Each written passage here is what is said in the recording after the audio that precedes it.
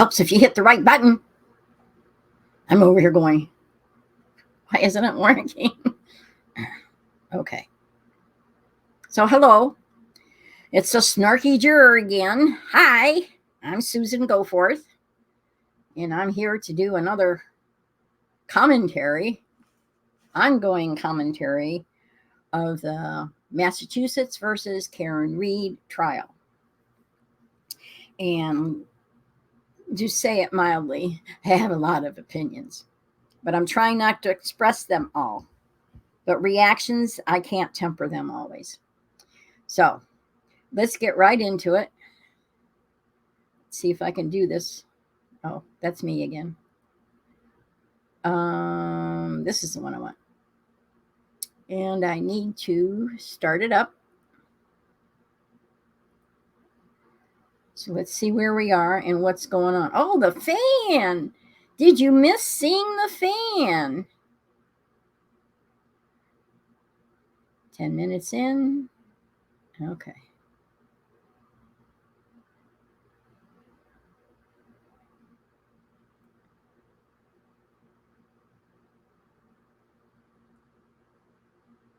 Come on. We haven't even started yet and you're causing me problems. Why? I don't know. I don't know. Around and around. It's been talking to the fan. Around and around. Well, let's get off of me. Let's get off of it and go to me. Let's see if I can get it started. Why are you doing this right off the bat? That doesn't make any sense.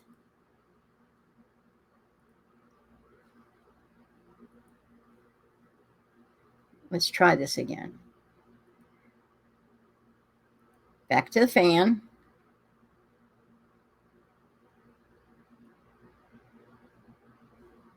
Get rid of that.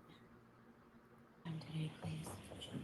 Can that be talk about it? Yes, please. Thank you.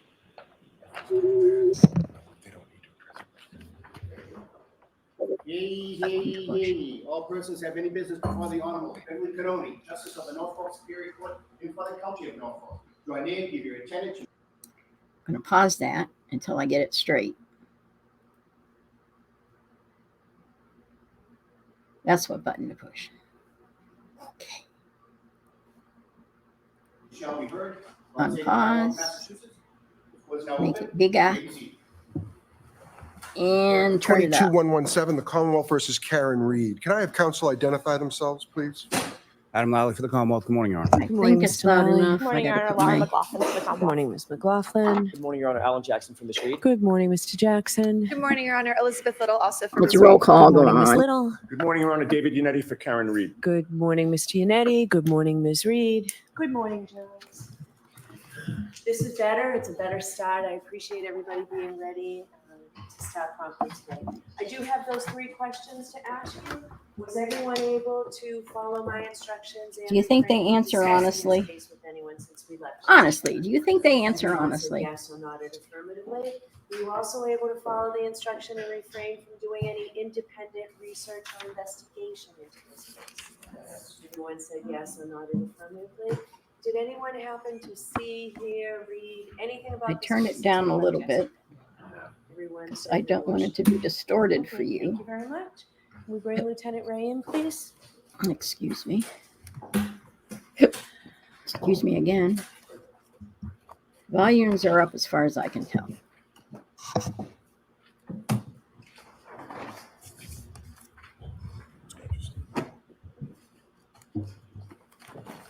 That's as far as I can tell.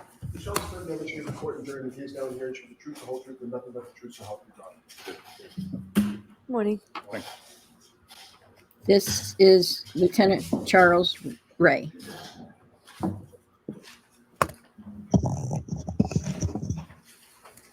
Okay, whenever you're ready, Mr. Lally. Thank you, Your Honor. Good morning, sir. Morning, sir. Picking up where we left off yesterday afternoon, Lieutenant. Ms. Gilman, if I could have Exhibit 41. back up on the screen. And Lieutenant, so we're about 2 hours, 10 minutes, and 58 seconds into this particular cruiser video. Oh, the cruiser video. With respect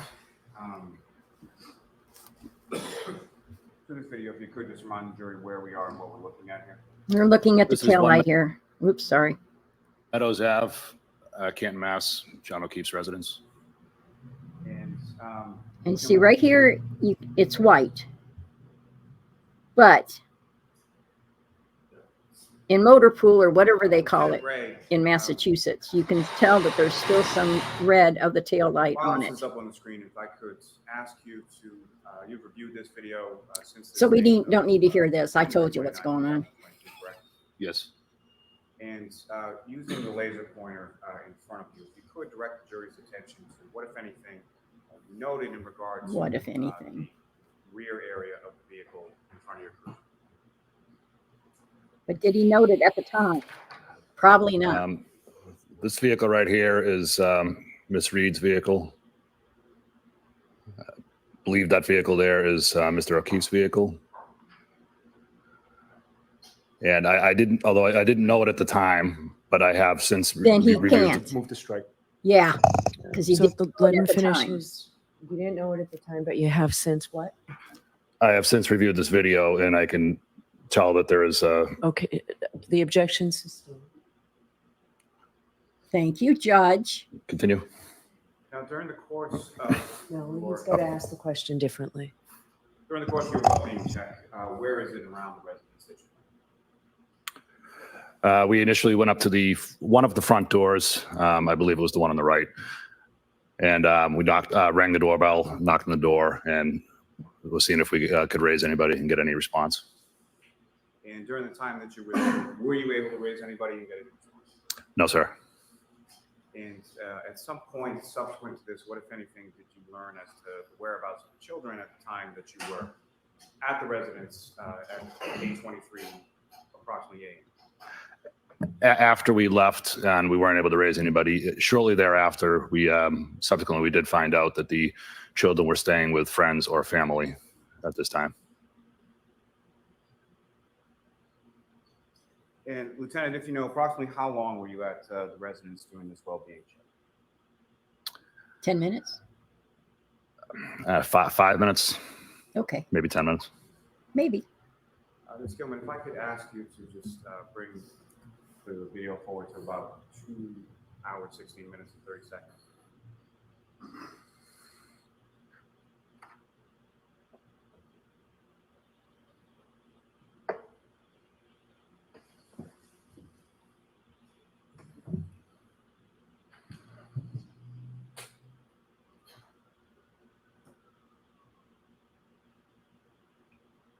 You can stop it there. Ms. Gilman. Thank you very much. Now, with reference to that driveway area that was in front of your vehicle when you parked there, what, if anything, beyond sort of snow, ice, or things like that did you note within the driveway itself? Within the driveway itself, I noticed there was 2 vehicles in the driveway. Anything on the ground that you noted? Isn't that anything on the leading? ground beyond snow? Did you know? No, sir. Leading?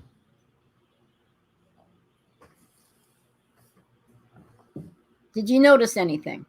You want me to have just one moment? Sure. If he says no, then no. But you don't pinpoint him to an area. As you left the driveway, Now, did sir, you with notice reference anything else? to,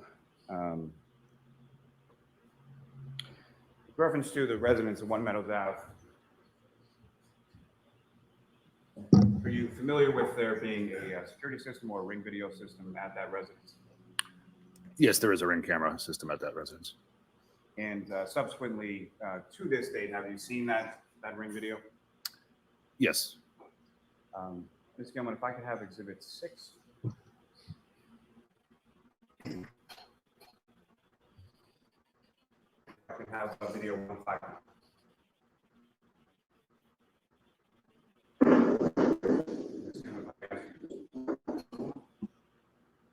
Now, Lieutenant Ray, what's up on the screen? Do you recognize that? Yes. And what do you recognize that to be? recognize that to be the driveway of One Meadows Ave, and Is that his cruiser? myself and Sergeant Lehan exiting our cruiser while in the driveway. And Ms. Gilman, if you could just play it through from there.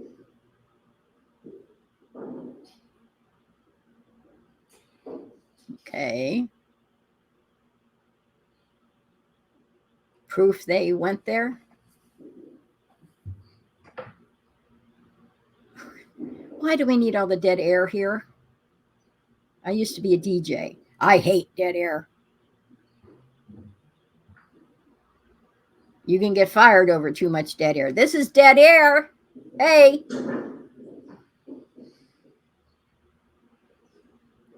Hey. Hey.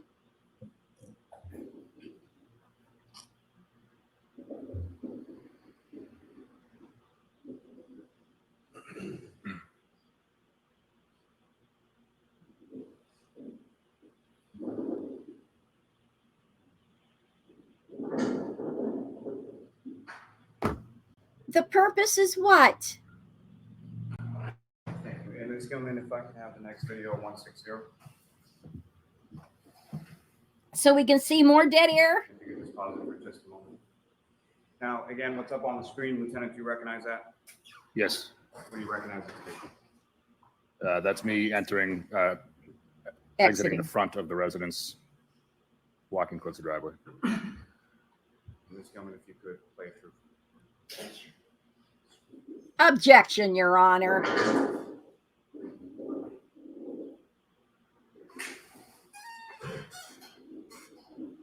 I'm going to snarl.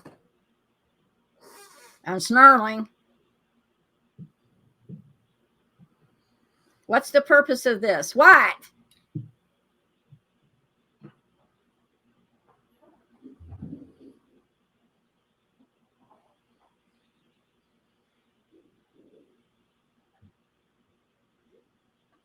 Seriously?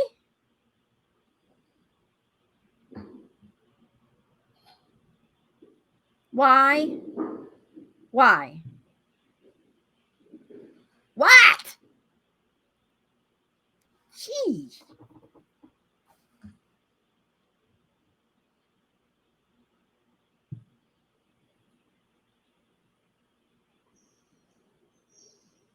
This trial would go a lot faster Ms. without Gilman, all can I have that. Exhibit 5? Without all that.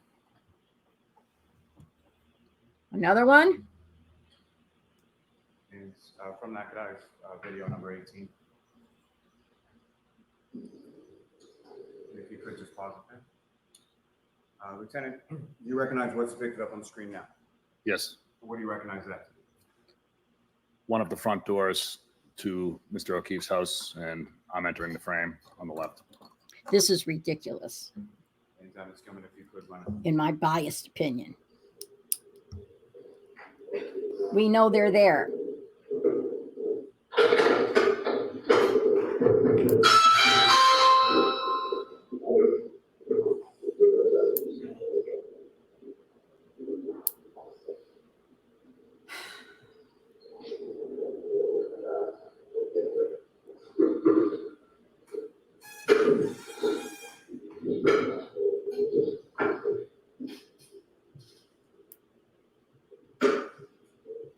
What's the noise?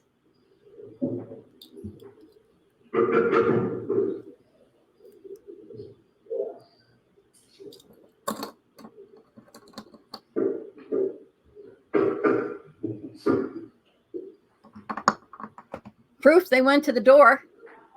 Good boy.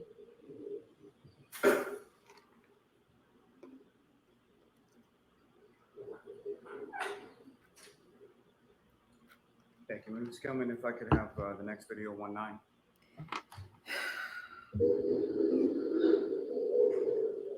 I'm speeding this up.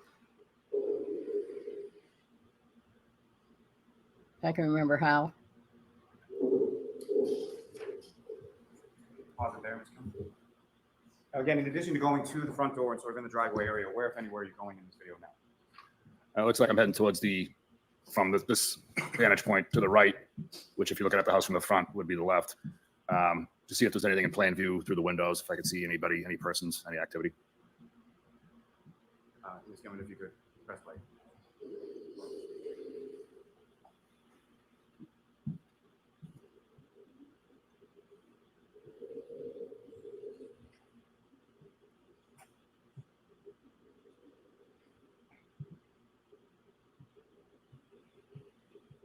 I have no snark left in me. This prosecutor has snarked me out.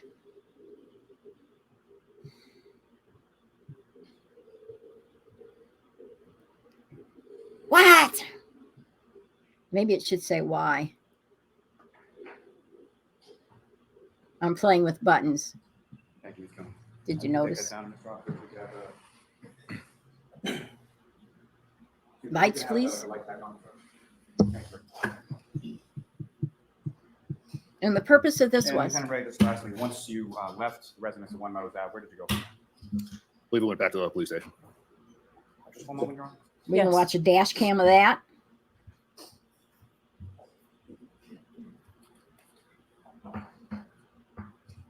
Talk about filler. I have no further questions for this witness, Your Honor. Okay. Mr. Yannetti?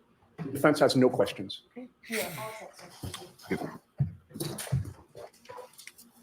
They went to the house. Okay. I don't know if this guy has a permanent scowl on his face or what, but it's beginning to bug me. Yes, Your Honor. Call Mr. Michael Camerano to the stand. Michael, who?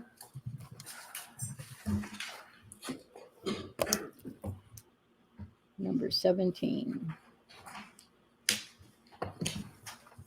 Michael, somebody.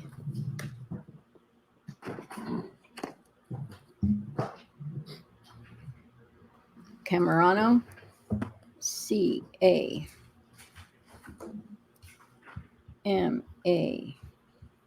If I may, while the witness is coming in, may we approach? Sure. Procedural fence? Why are they talking to it's a friend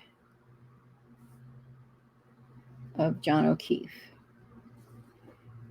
which they're going to do some slander against you know who. Sorry, did I say that out loud?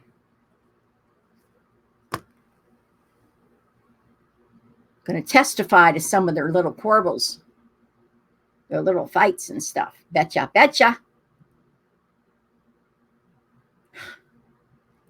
Do I need to advance? I don't want to because I end up going too far. That used to be a problem of mine, but not anymore.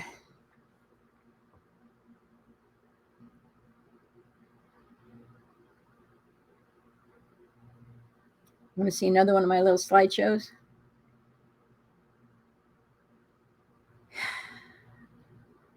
That's it. And I've got to be right back one now.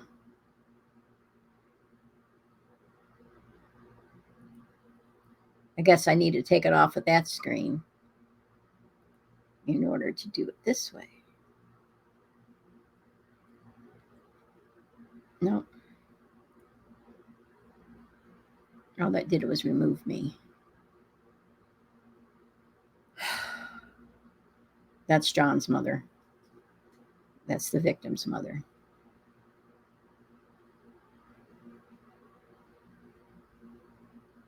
And I'm pretty sure that's Karen Reed's mother and father on the end here.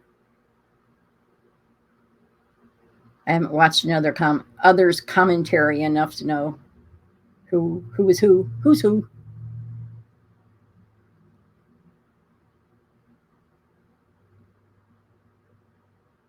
I would imagine Mr. Reed is little. What's the word when you do something and you regret? He's a little regretful for having the Section 12 being called up on his daughter because it was based on him calling and saying, she's really upset. I'm worried.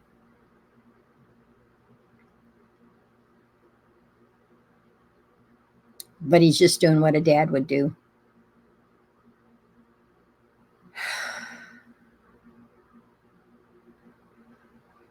Okay.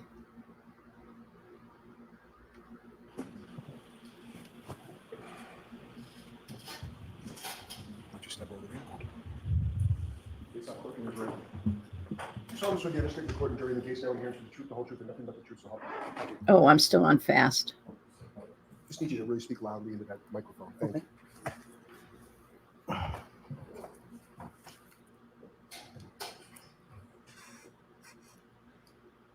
If this starts dragging out, I'm going to speed it up again. Whenever you're ready, Mr. Lally. Good morning, sir. Good morning. Could you please state your name and spell your last name for the jury? Michael Camerano, Camerano. ER. And Okay. where do you live, sir? 292 Mechanic Street in Canton. So I'm going to ask you to keep your voice up, please, okay? Sir, if you want that microphone to adjust around to whatever's comfortable, okay? Mm-hmm. And how long have you lived in Canton? 18 years. And that residence you live at, who, if anyone, do you live there with? My wife and 2 children, And what's your wife's name? Catherine. And how old are your 2 children? Do we need to 16 and know 13. this? And the 16-year-old, is that a boy or a girl? Girl. And your other child, is that a boy or a girl? Boy. Now, How tall are they? your What wife, color how do long they have like? you been married? 25 years. And do you work, sir? Yes. What is it that you do for work? Labor's union. And does your wife work as well? Correct. And what is she? No, we're She's a all nurse. bums. Sir, if I could turn your attention to January 28th, 2022. You recall that date, sir? Yes. And were you working that day? Yes. And do you recall what day of the week that was? Friday. And following work, what did you do after work? I went home, did some stuff with the kids.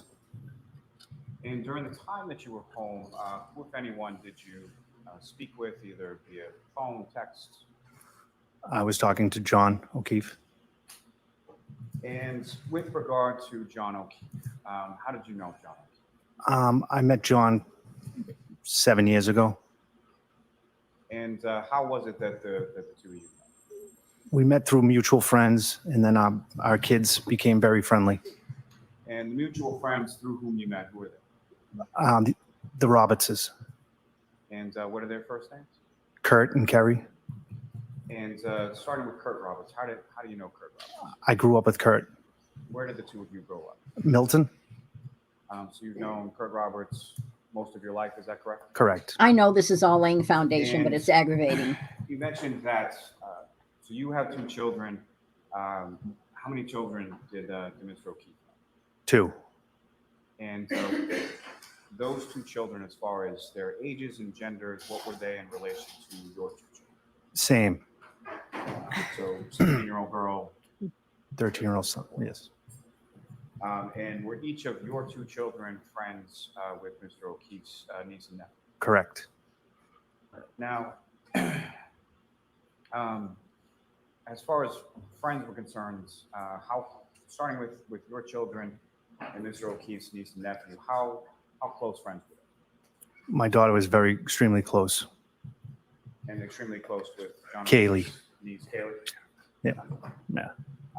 And with reference to your son and John O'Keefe's nephew, Patrick, what was sort of the Excuse me. nature of their relationship? They were close also. And as far as activities, what, if any, sort of activities did your kids do with Patrick and Kaylee? Patrick and Michael played baseball together. Kaylee and Madeline played basketball. He's getting upset. Soccer also. And John O'Keefe, how would you describe your relationship with John O'Keefe? We were close. We did a lot of stuff together. Pick up the kids, drop the kids off. We coordinated a lot of stuff together. We're friends. And your residence versus, you're familiar with where Mr. O'Keefe lived, correct? Yes. Where did he live? Meadows Ave. And about how far away is Meadows Ave from where you live? 5 minutes.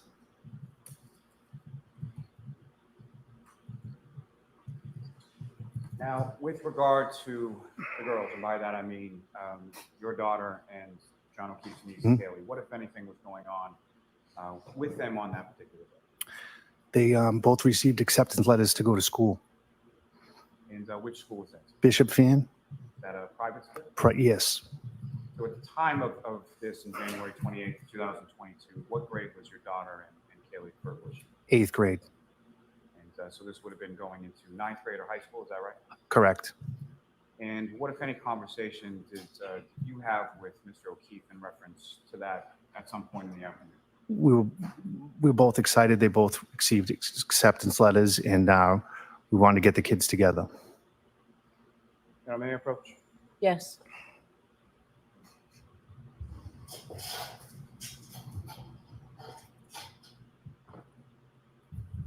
I think this could have been streamlined a little bit more. But what do I know? I'm just a snarky juror.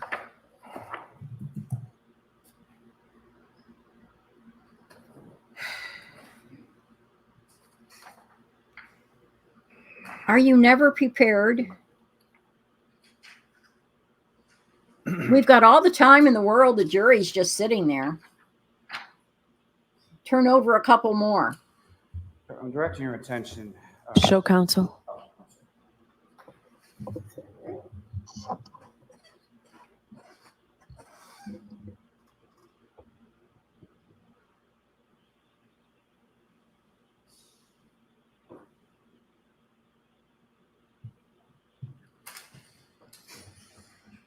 I'm showing you the document. Okay. Just as far as specifically with reference to page, starting on page 188 of that document, if you could just look at that briefly and look up when you finish. So I'm going to instruct the jury on this. These are text messages, right? All right, so folks, before you consider any electronic communications in your deliberations, you must first find that it's more likely true than not that the person who authored or sent these messages is this witness and or John O'Keefe. If you do not find that it's more likely true than not that the messages were sent or authored by Mr. Camerano or Mr. O'Keefe, then you may not consider the electronic communication in deciding this case. Okay? Go ahead, Mr. If Lally. you think it's valid, May I approach this briefly again? Yes. it's valid. Well, I'm sorry. Before I do that, Mr. Camerano, do you recognize what's depicted on that page that I just showed you? Yes. And what do you recognize it to be? Text messages. And those text messages that you had back and forth with Mr. O'Keefe on that date of January 28th? Correct. Your Honor, the call multi to introduce and admit the full, essentially, exhibit. Is there any objection?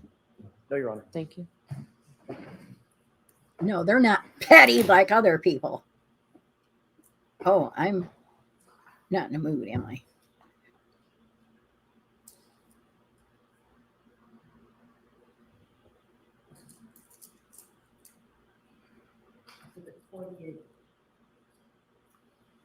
Thank you.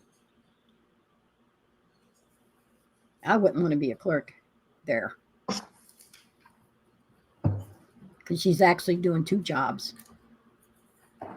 Clerk and court recorder. Attention back to page 187 of that document. Do you see anything in there listing sort of participants in a text communication or conversation That's a different page. on the bottom of the page?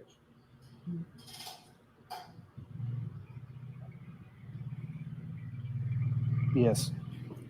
And as far as who are sort of listed as the participants in that conversation that comes to follow on the next page? Sorry, so just from page 187. From My wife. your wife and who, if anyone else?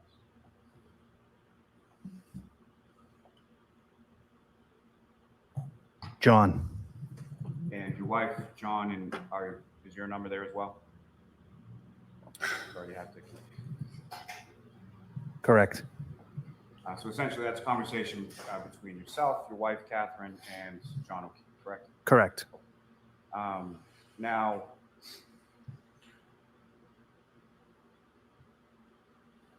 beyond sort of your memory of that, as far as the numbers that are associated with those names, do you recognize any of those numbers as being yours, your wife's, and John O'Keefe's?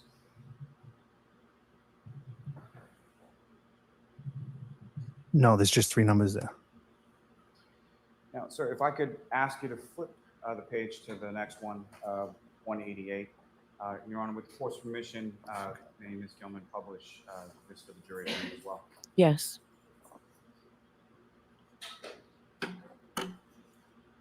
Ms. Gilman, if you could go to page 188. I'm confused now.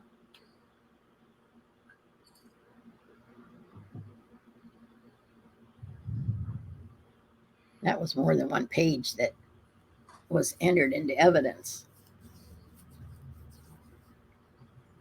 I'm sorry, Ms. Gilman, if you could just, thank you. Read my mind.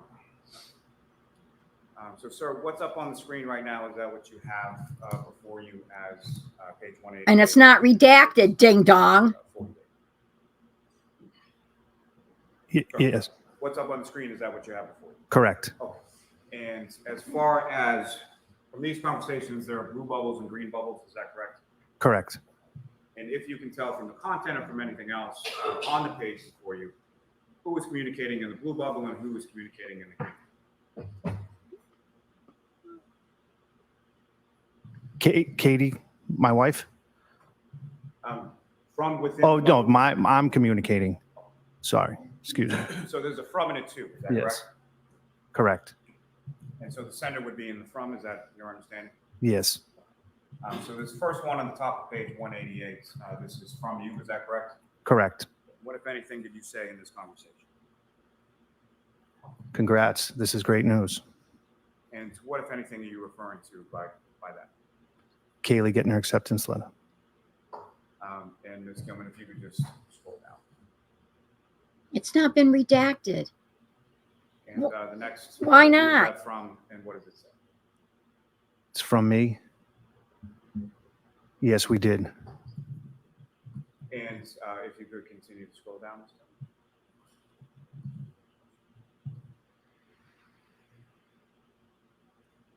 Gilman. And again, from this bubble, who is this from and what does it say? It's from John. Same news, I hope.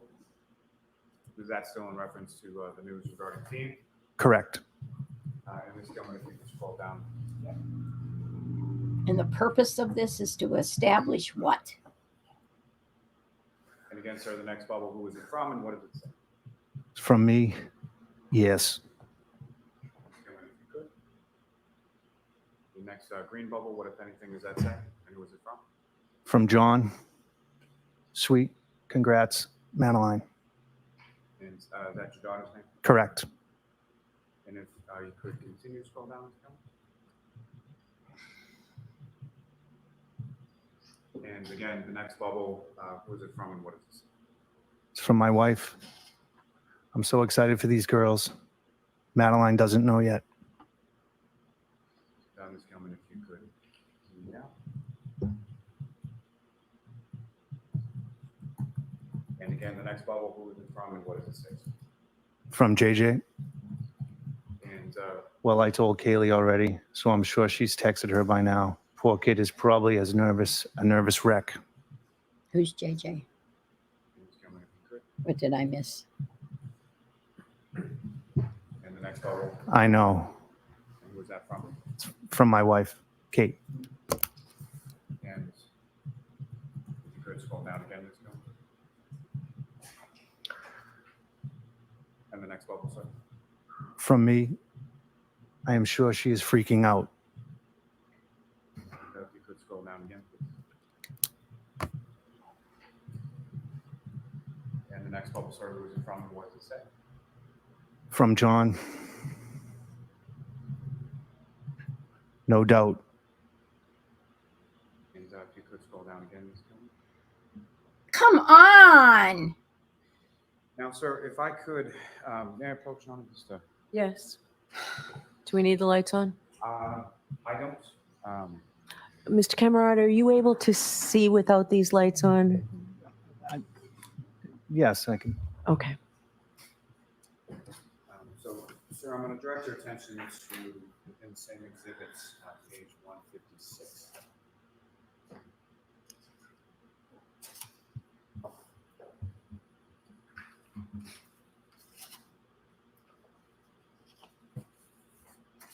He looks like he's holding in a lot of emotion.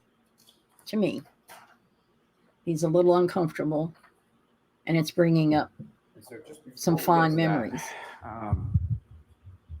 On this particular day, January 28th, 2022, where was your wife that day? She was at home. And at some point, did she go to work on the 28th? Correct. Okay. And what is sort of her typical work schedule with reference to, at that time, what was her sort of typical work schedule with reference to weekends? She worked weekend nights, her shift. And as far as your typical schedule on Friday evenings, what, if anything, was it that you would typically do? Friday, I would be with the kids. I would, get them ready for stuff for the weekend, take care of all the activity that we have. And then in reference to that, as far as the weekends were concerned, or Friday evenings in particular, what, if any, sort of usual thing would you do with reference to Mr. O'Keefe? I would usually go over the O'Keefe's house every Friday. And with your children, is that correct? Correct, with at least one of them, if not both of them. So either your son's hanging out with Patrick or your daughter's hanging out with Kaylee, typically on a Friday, correct? Correct. Now, with reference to what you have before you as page 156 of this exhibit, again, towards the bottom, is there an indication as to a conversation starting on the next page as far as who, if anyone, the participants are?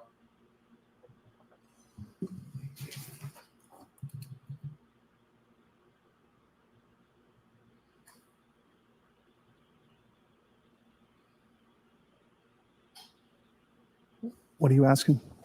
Yeah. May I approach, John? Yes. Mud. So what I want to direct your attention to is the bottom of page 156 here, as far as that box at the bottom. What, if anything, does that indicate as far as the participants in the conversation that continues or begins on the next page? How many pages Myself and did you John. enter? And sir, if I could ask you to flip the page over to page 156. And Your Honor, with court's permission, could I publish this part of the conversation for the jury? Yes. There's no objection, Mr. Jackson, right? No objection. Your Honor, for the record, we're going from page 156 to page 150 now. And so, Mr. Camerano, again, what's up on the screen, is that what you have before you as page 157? Correct. And you can look at either, whether it's the book in front of you, Okay. or it's easier to see the screen, either is fine. But with reference to what's up on the screen, that first bubble, as if you could indicate to the jury again who it's from and what it's. It's from JJ. Who's JJ? How did Kara do, by the way? And Is that his who's son? Karen? I don't know. Fair enough. Now, with reference, Ms. Gilman, if you could scroll down. And the next bubble again. I'm sorry. May I- Take the screen down, please, Ms. Gilman.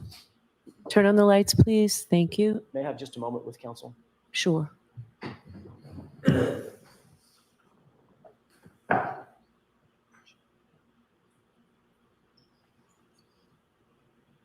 I would take more than just a moment. Now, may I approach this to retrieve the exhibit? Yes.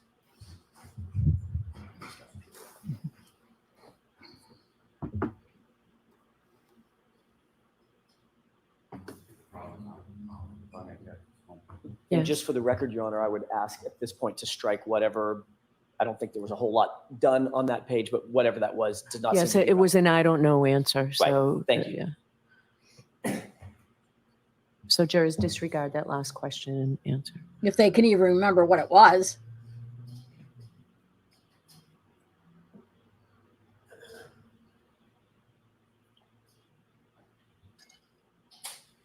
Prosecution sure gets a lot of leeway.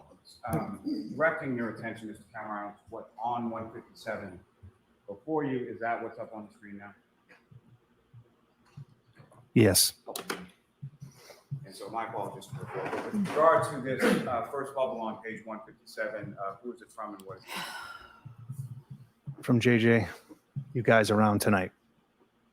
So Ms. Gilman, if you could scroll down. You guys are on tonight? And with respect to that next blue bubble, who is it from and what is it? From me, Kate is working. I'm around. Madeline Michael is going to the Loose to play with a friend. And what is the loose play?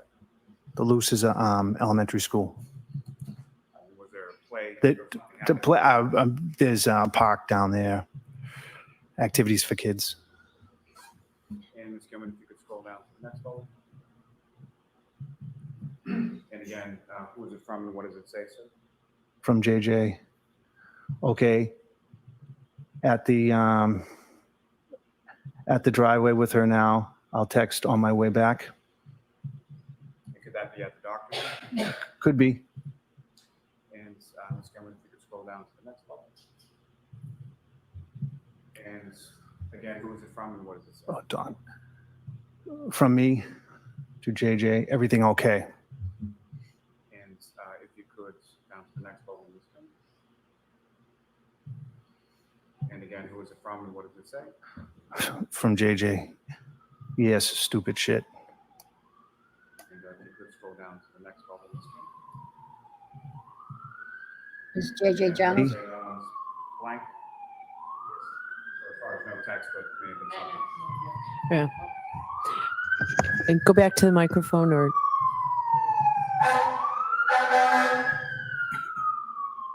The interruption of the sirens is almost welcome. So Ms. Camerano, the next bubble has no text to it, is that correct? Correct. And now you can move out of the way. I just wanted that question. The next bubble below that green one, again, who is it from and what does it say, sir? From Johnny. Just told Dr. Jin that they both got into fiend.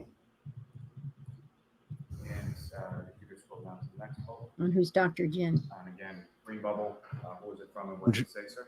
From Johnny. Want to drop Madeline off and hit the hillside for a bit. And what is a hillside, sir? It's a pub. And where is it located? Canton. And Ms. Gilman, if you could scroll down again. Did you meet Bubble on Johnny screen, at the who is it from and hillside? what does it Yes. say? From me to Johnny. Do we need You all probably these won't texts? get to your house till 5:30. Ms. Gilman, if you could scroll down. Gosh. Again, that green bubble, who is it from and what does it say? From Johnny. Okay. Ms. Gilman, if you could scroll down again. And again, the blue bubble on the screen, who is it from and what does it say? From me. I am leaving in 10. And, if you scroll down again. Johnny. Okay. Hold on 1 second, sir. Just for the noise. I tell you, this prosecutor is stretching, filling. Okay, sir. And the next screen bubble. Could you answer again, please? Yes. From JJ. Okay. Thank you. And Ms. Gilman, if you could scroll down one last It time. doesn't need to be this long. Ms. Gilman, you can take that. He's making it look like Mayor he's got Pro this Tem. big heavy case when he Yes. doesn't. It's a bunch of filler. It's unnecessary. Mr. Camerano, with regard to your statement in the text as far as leaving now, where were you leaving and where were you going to? Leaving my house, going to John's house. And who, if anyone, was going with you at that time? My daughter. And if you know approximately what time did you arrive at? I'm Mr. speeding it up.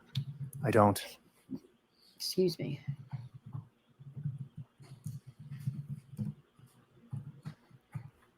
I don't know what he Now, just answered. through- I'm backing it up.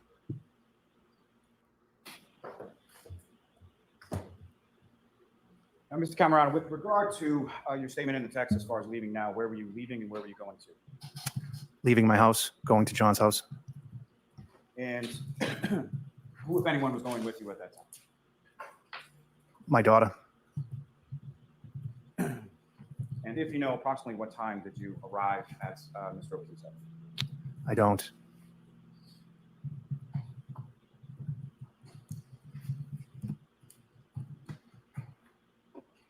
Now, through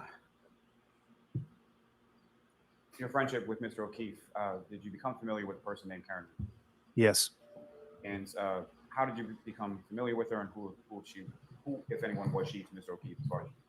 John introduced me to her. She was John's girlfriend. And just to be clear, do you see Ms. Reed in the courtroom today? Yes. Could you just identify as where she's seated, or an article of clothing that she's wearing? She's sitting right there. No, just as a record reflect identification presented by the witness. Yes.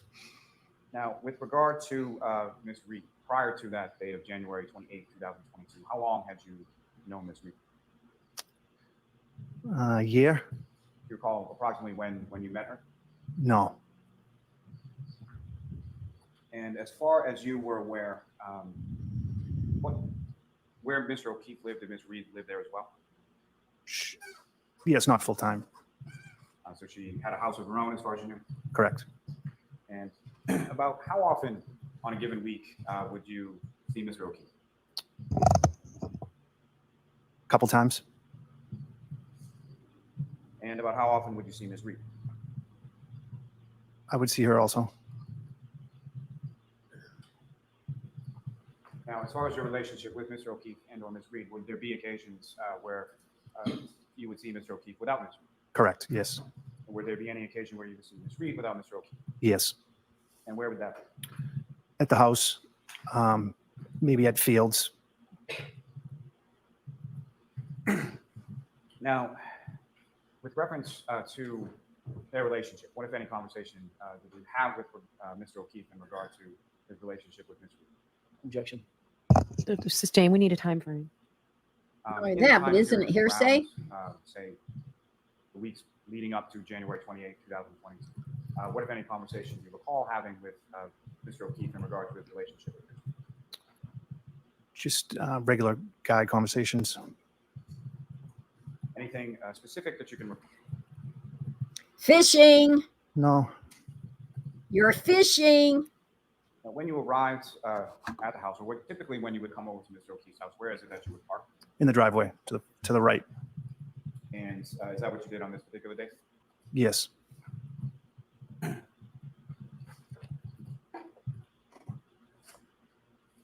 When you arrived at the house, where did you go? Into the house. Yourself and your dog? Yes. And when you got in there, who, if anyone, was at the house at that time? Kaylee and John. And what is it that you did, or what is it that occurred while you were in the house? Excuse me. What happened in the house? We were just congratulating the girls, talking about how good it's going to be, different school, and just really excited for the girls. And at some point, did yourself and Mr. O'Keefe make plans to leave the house? Yes. And where did you go? We went down to McCarthy's. And is that CF McCarthy's? Correct. Is that an establishment? Where is it? It's in Canton Center. And about how far away from Mr. O'Keefe's house is that? 5-10 minutes. Is that somewhere that you're familiar with? You've been before? Not frequently, no. Now, with regard to, you know approximately what time you left Mr. O'Keefe's house and went to CF McCarthy's? I don't. And where were the girls when the two of you went to CF McCarthy's? They were in the house. And at the time that you left there and went to CF McCarthy's, who, if anyone else, was there any plans as far as meeting anybody else there? I'm supposed to meet Karen. Now, prior to leaving the house, what, if anything, did you or Mr. O'Keefe do with reference to the vehicles that were in the driveway? So when we were leaving the house, I was parked in the driveway.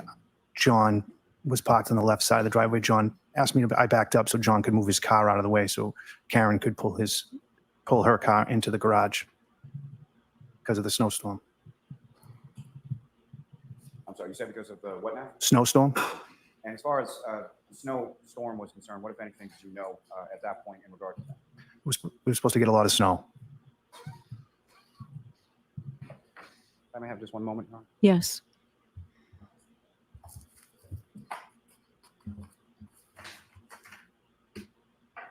I really don't know I'm just trying to remember which is which. the purpose of this witness. With the court's permission, I would ask that Ms. Gilman be allowed to publish a part of Exhibit 6, which is the driveway of the ring video. Okay. Why do we need to know this? And Ms. Gilman, if I could ask for video number 145.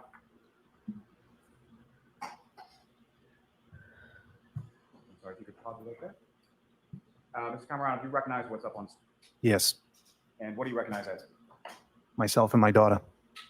And as far as, may I approach the witness again, Your Honor? Yes. So this, before you hear, this is a laser pointer, you just press that button. Okay. And Ms. Camerano, using that laser pointer that you now have with you, if you could direct the jury's attention to where in this video you observe yourself and your daughter. And there are two vehicles in this sort of frame, is that correct? Yes, And if you could, using the laser pointer, just describe to the jury whose car is who and where it is. the white car is mine. The SUV is John's. Now, as far as the ring system that Mr. O'Keefe had at his house at this time, as far as your knowledge of it, what, if anything, would the two of you do with reference to sort of picking up or dropping off kids in a ring video? Yes, he had a camera, so like I'd always wave or give him, I always knew that he was like watching. And do you know how he was watching if he wasn't home? Yes, on his phone. So would that be sort of a running joke between the two of you? Yes. Thank you. Ms. Gilman, if you could, please.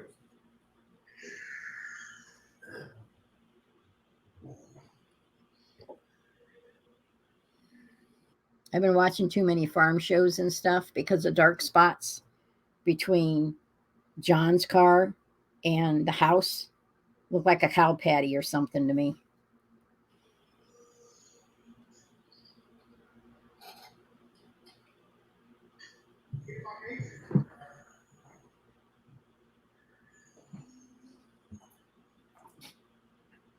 I think the cameraman fell asleep.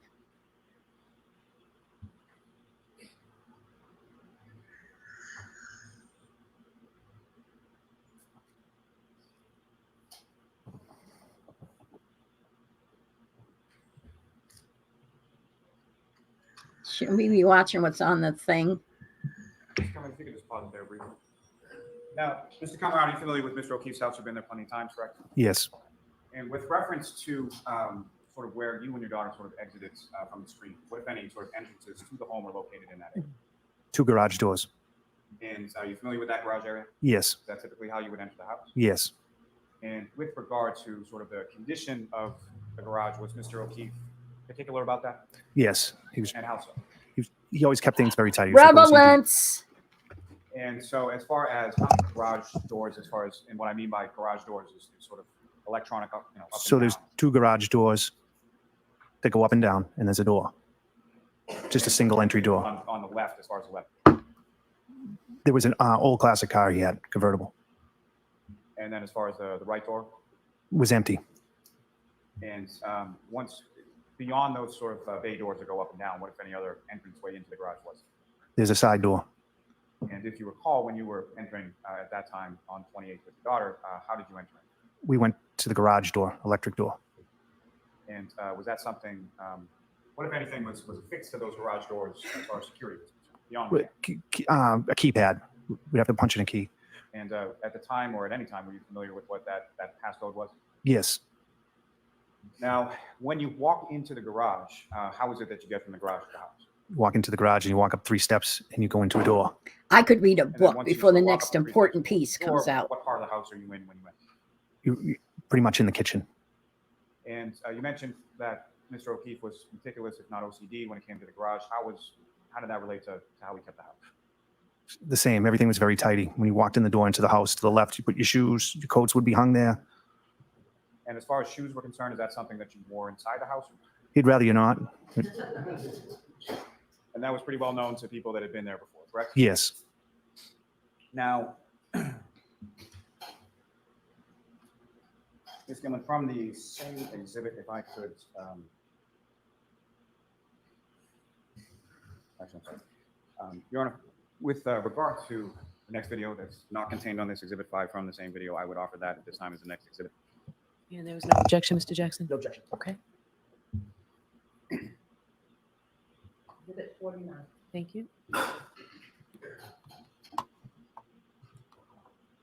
Your Honor, for the record, this would relate to Exhibit 6, and it's video number 148.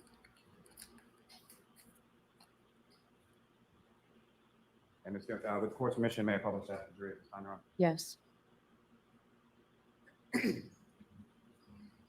Can we see it this time, cameraman?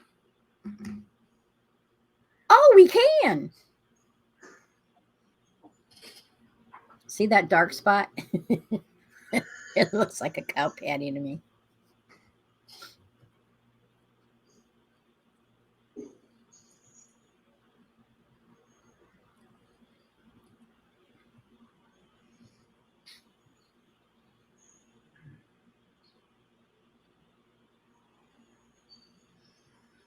Must be an oil spot.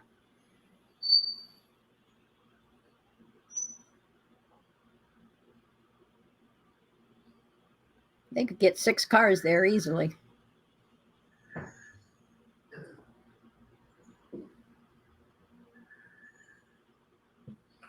What was just up on the video, sir?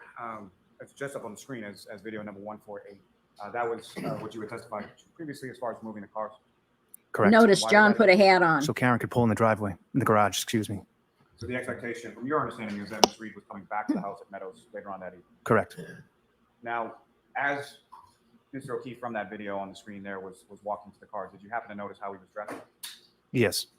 And as far as what you observed in that video, what you recall from that evening, is that how he was dressed that evening? Yes. And when I say how he was dressed, for sort of the entirety of the time that you were with him. Yes. So it's January 28th. You recall, you indicated there was a snowstorm coming.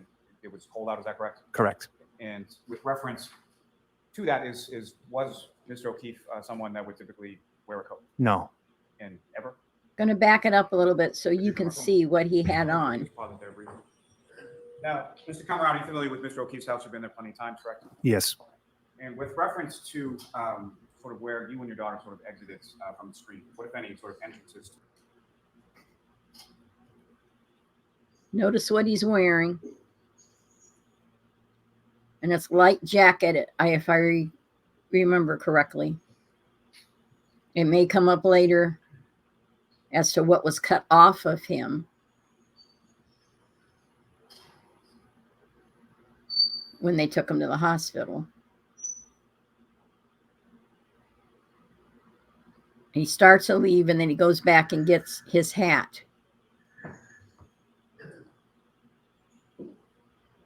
Yeah. He's not dressed for warm weather. It's just up on the video, sir.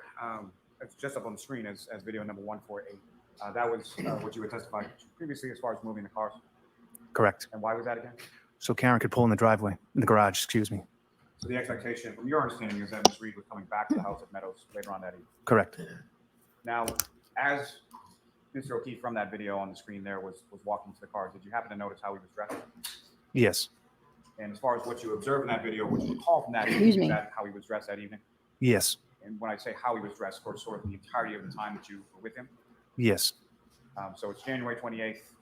You recall, you indicated there was a snowstorm coming. It was cold out, is that correct? Correct. And with reference to that, was Mr. O'Keefe someone that would typically wear a coat? No. And ever? That you can recall? Never that I could recall. And Your Honor, with the court's permission, with reference to that same Exhibit 6, if I could publish video number 149. Okay.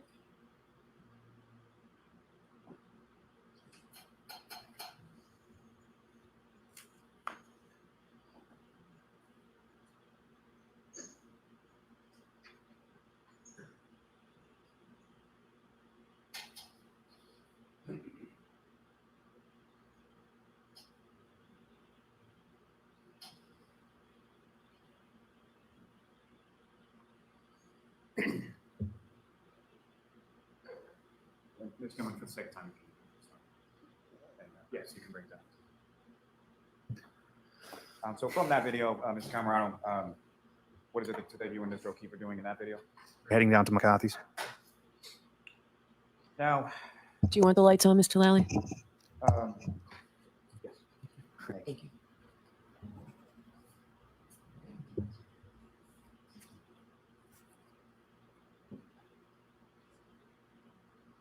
Now, at some point after you arrived at C.F. McCarthy's, who, if anyone else, sort of joined your group? Curt. And that'd be Curt Roberts, is that Correct. And how was it that he came to C.F. McCarthy's that night? I texted him. And in general terms, what do you call sort of what that text communication communication was like between yourself and Mr. Roberts? Yes, he said he was busy. He was doing something that I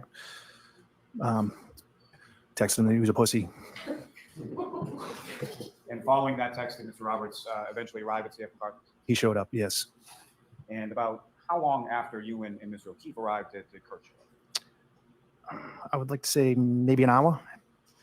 And if you know, when was it that at some point you indicated Ms. Reed appeared at CF McCarthy's as well? Correct. And do you know about how long after yourself and John arrived that Ms. Reed? I don't. Now, with reference to that establishment of CF McCarthy's, are you aware or have you become aware that there was surveillance video from inside the bar that night? Yes. You've seen some of that footage, is that correct? Yes. Your Honor, may I approach? Yes. I want to seek to introduce and admit the surveillance video from CF McCarthy's as the next exhibit. And there's no objection, Mr. Jackson. There's none.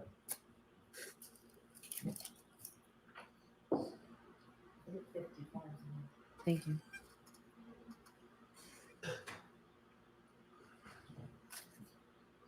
Thank you very much. Full recorder. Tori.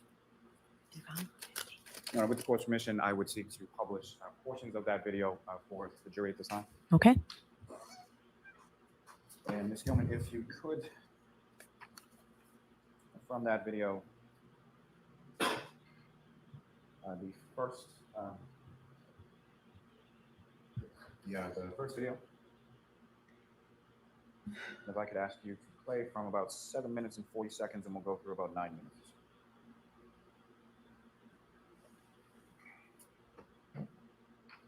You could pause it just a second. Now, do you recognize what's up on the screen, Mr. Camerano? Yes. It's a And, bar. what do you recognize that? CF McCarthy's. And, McCarthy's. yourself Bar. and Mr. O'Keefe are not in frame at this time, is that correct? No. If No you wonder I could, can't find using him. the laser pointer before you, if you could direct the jury's attention to where it was about in reference to the bar that you and Mr. O'Keefe eventually came to congregate that. Oh my God. These seats here? And from this video, from your time there that night or prior occasions, can you see sort of where the front door is to the establishment? Yes. Could you direct the jury's attention to where that is? And so what I'm going to ask in just a moment is for Ms. Gilman to press play, and then what I'd ask you to do is if you could just direct the jury's attention to when, if at all, you observe yourself and Mr. O'Keefe watching. Okay. Ms. Gilman, if you could. This is so unnecessary, so drawn out. Gee, I wonder who's going to walk in the door any minute now. Do you think we'll know who it is?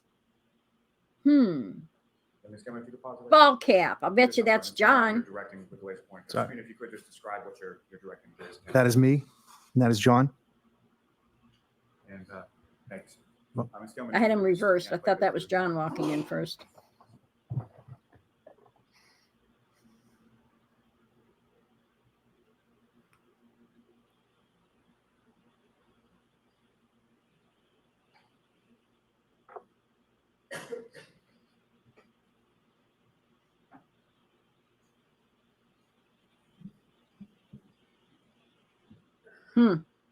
John's jacket should be all screwed up from, especially his right arm,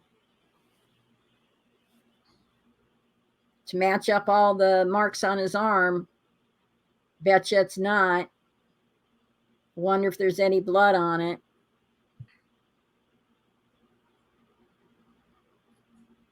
Do I sound jaded? Just a little. This is so unnecessary.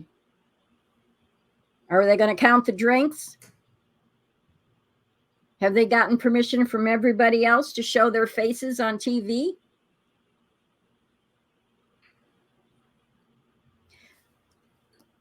Okay, they're there. Are we going to wait an hour?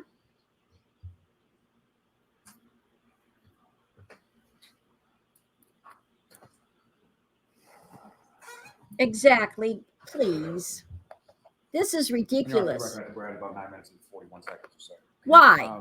So with reference to CF McCarthy's, you went there, had some drinks, correct? Yes. Do you recall what you were drinking or what John was drinking that night? Beer. Is that sort of typical for the two of you? Yes. And do you recall sort of, was that from the tap, a bottle, or something? From the bottle. And do you recall what type of beer typically you would drink or Mr. O'Keefe would drink? Bud Light. And do you recall specifically that's what you had that night, or that's just what you typically have? Typically, I think we had Bud Light. And if you know approximately how many beers or how many drinks you have over the course of your time at CF McCarthy's that night? I don't. As far as yourself versus Aren't you Mr. supposed to O'Keefe, ask questions you know the answer to? do you recall sort of in relation to each other how much you each had to drink? Not maybe 6 beers. And what I'm asking, sir, is it's not like did one of you have 10 and one of you had 2, or was it sort of commensurate with each other? Commensurate one for one. I would, So essentially, you're buying rounds as you go along. correct. Now,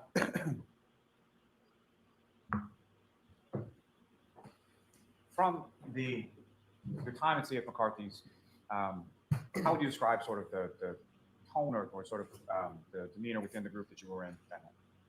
Pretty good. So no arguments, no fighting, anything like that? That you recall? No. And just briefly going back to the clothing that you observed Mr. O'Keefe wearing in this and that you recall him wearing that night, what, if any, damage or tears or anything like that did you note in any of his clothing that night? I did not see any. Now, Ms. Gilman, if I could ask you to take this down and go to the 3rd video. So this is the main focus, and I can understand that to show what he was wearing. And Ms. Gilman, if I could direct your attention to the 6-minute They're and 10-second drawing it to out. the 7-minute. Karen's there. I see her hair. Yes, 6:10, if you could just mark. Now, Ms. Camerano, directing your attention to the screen, if you could, from the parties that were within your group sort of that night at the bar, if you could just direct the jury's attention to who was who or who, if anyone, you recognize. Curt. So in addition to yourself and Mr. O'Keefe, Mr. Roberts now joined your group. Correct. And Ms. Gilman, if you could just play some. And then Karen will be coming in because I saw her hair.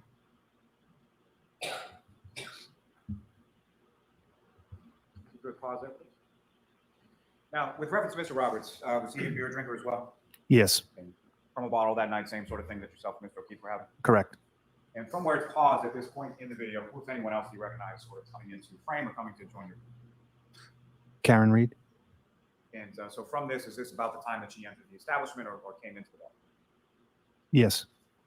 Now, with reference to Ms. Reed, what, if anything, do you recall her drinking during your time that you were both at CF McCarthy's that night? There's no time thing She on was here. drinking out of a glass. And if you know... Oh, so her glass that he was holding. The color of what was in the glass. It was clear. And beyond sort of the clear liquid in the glass, what, if anything else, did you observe in the glass as far as straw, fruit, anything like that? A straw, maybe.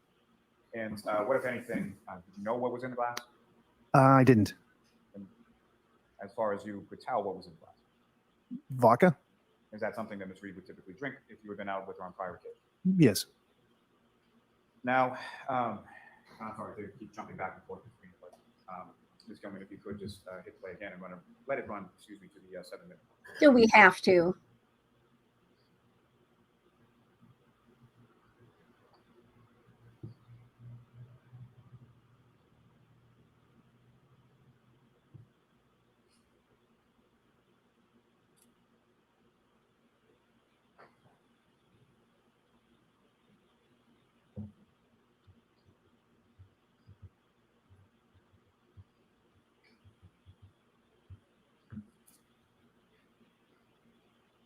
Thank you. Now,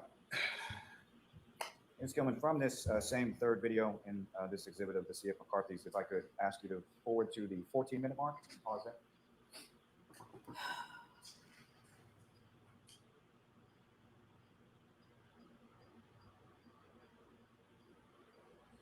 And if you could, I would ask that you play this from the 14-minute mark until about 14 minutes and 15 seconds, just about 15 seconds.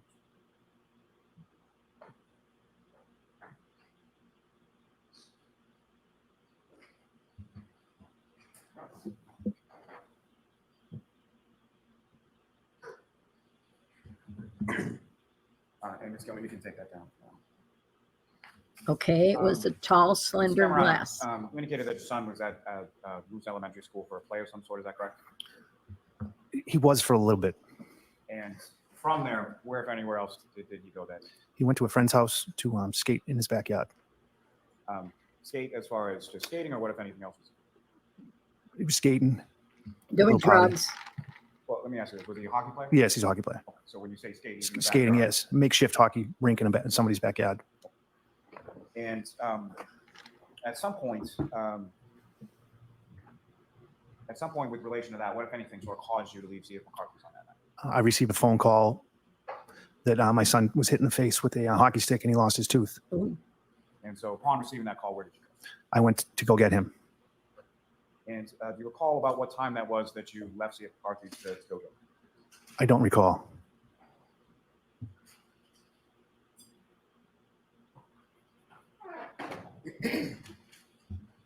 Now, from the group that you were with, as far as yourself, Mr. O'Keefe, Ms. Reed, and Mr. Roberts, who, if anyone, left first? I believe Curt. And do you recall sort of how it was that Curt left? Curt just got up and left. So sort of an Irish goodbye? Yeah, Irish goodbye, yes. That's something he's known for? Yes. And about when was that in relation to when you left? Not too soon after. I'm sorry, not too soon after or not too soon before? I left after, probably, I'd like to say 15 minutes after Curt left.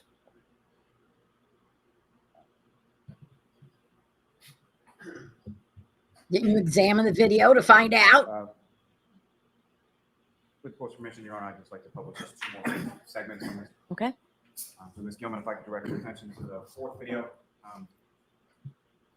4th one down. And if I could ask you to forward it to about 19 minutes and 40 seconds.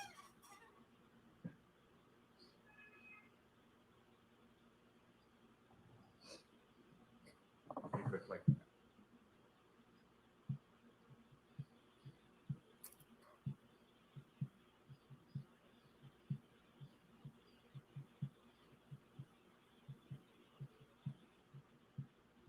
Ms. Gilman, if I could ask you to just pause it there for 1 second. Now, Ms. Camerano, from your looking at this surveillance video here, or from your memory of that night, you see Mr. O'Keefe speaking to another gentleman. Is that correct? Yes. You know who that person is? Yes. And who is that person? Sully. And do you know his first name or anything beyond this, Sully?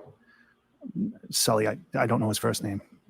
And how is it that you know him? Kids play baseball with his son. So in addition to your son playing baseball with Mr. O'Keefe's nephew, Mr. Roberts, does he have a son that's around the same age? Correct. And this individual, Sully, he has a child that plays baseball with the 3 of your kids? Correct. Is that someone that you had contacted to meet there, or he just happened to be? He just happened to be there. Ms. Gilman, if you could just play again and just run to about the 20-minute mark or so. Now, Ms. Gilman, if you could move that forward again to 24 minutes and 10 seconds.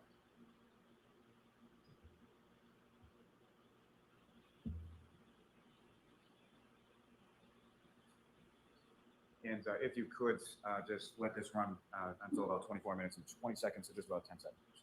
Okay, so Mike is talking to Karen.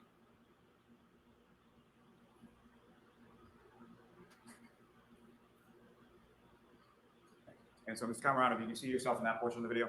Yes. And you know what you were doing at that time? Leaving. And so prior to leaving, had you sort of settled up a tab or something? Yes, I picked up the tab. And then you left and went to get your son, correct? Correct. Ms. Gilman, you can take that down.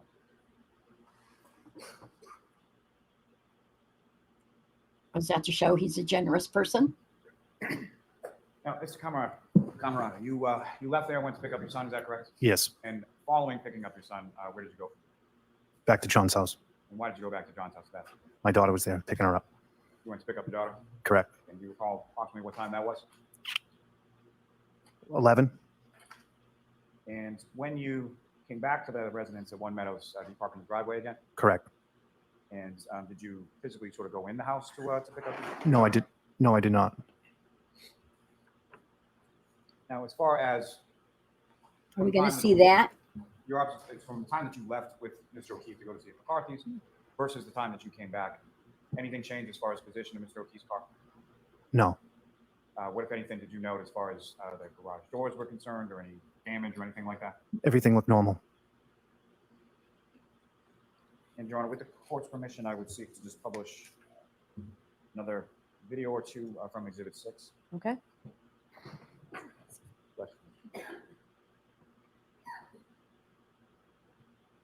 And at this time, Ms. Keelman, if I could have from the driveway again, video 152.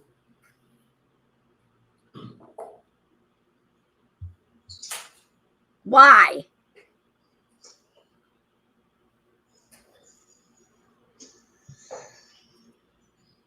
Gonna change it to why.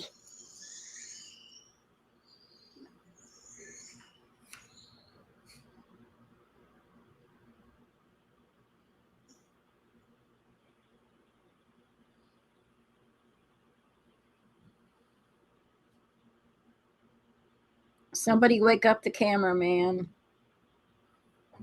Elbow him. Yo, wake up. Ms. Keelman, you can stop there.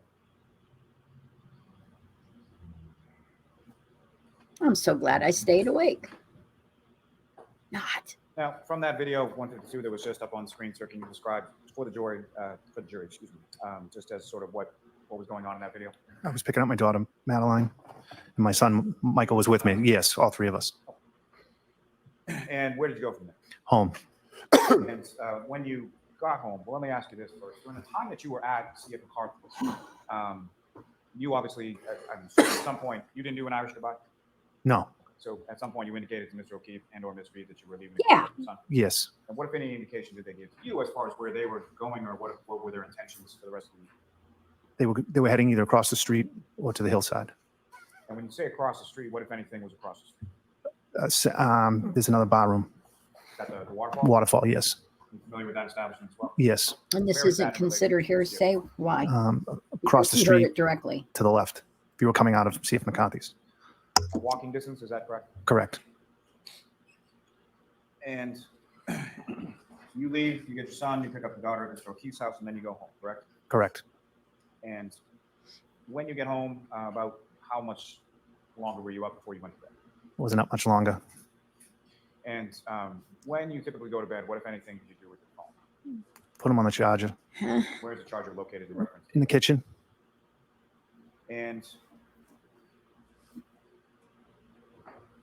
when following to the next day, about what time is it that you wake up on the 29th? 5:30, 6 a.m.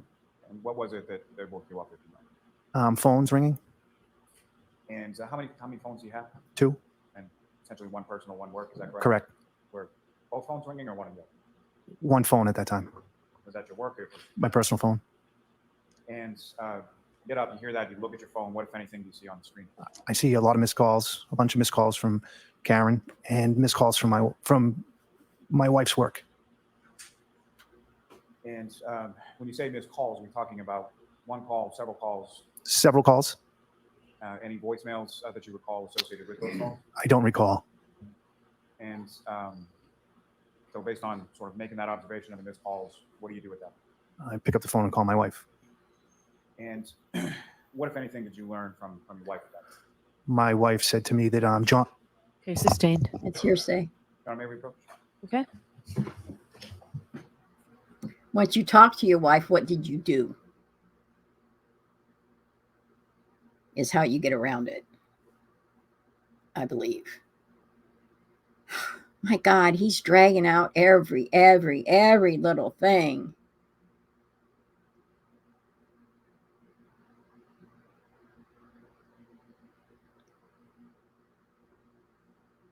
Is it in general that you tell? I guess they're not up there very long. They just have to prompt the prosecutor in how to properly ask questions because he's in training, you know. If you saw his feet, you'd see the little training wheels. You'd also see the leash that goes up to the judge so she can tell him what to do and say and how to say it. So, Snarky or not? Call your wife, and what, if anything, is it in general that you tell? She tells me that John didn't come home last night. And she's still at work at this point, is that correct? Correct. Did she indicate to you how she came to find that? She just she said she's received phone calls from whom? Karen. From Karen. And So they're allowing it. Okay. then based on that, you have a conversation with your wife about John's niece and nephew, is that right? Yes, my wife says to me, go get go get Kaylee. Kaylee is home. So at that time, your wife tells you that Kaylee is home in Meadows Ave by herself. Yes. And so based on that information, what is it that you do? I realize that Kaylee's home alone, so I throw some clothes on, go out to the car, clean the car off real quick, and get in the car and go. When you say clean the car off real quick, what, if anything, did you have to clean off? I cleaned the snow off the front windshield. About 4 inches of it. And again, you sort of drive over to John's house to get Kaylee. Correct. And when you get there, you pull in the driveway as well. Yes. And when you get to John's house and you pull in the driveway, what, if anything, did you observe about sort of the condition of the garage doors? When I pulled in, I could tell the garage door was open, left open. Which one? The one to the right? Or To the one to the right. And you go inside that door? I do. And what, if anything, did you do once you went inside? Once I went inside, I saw Kaylee.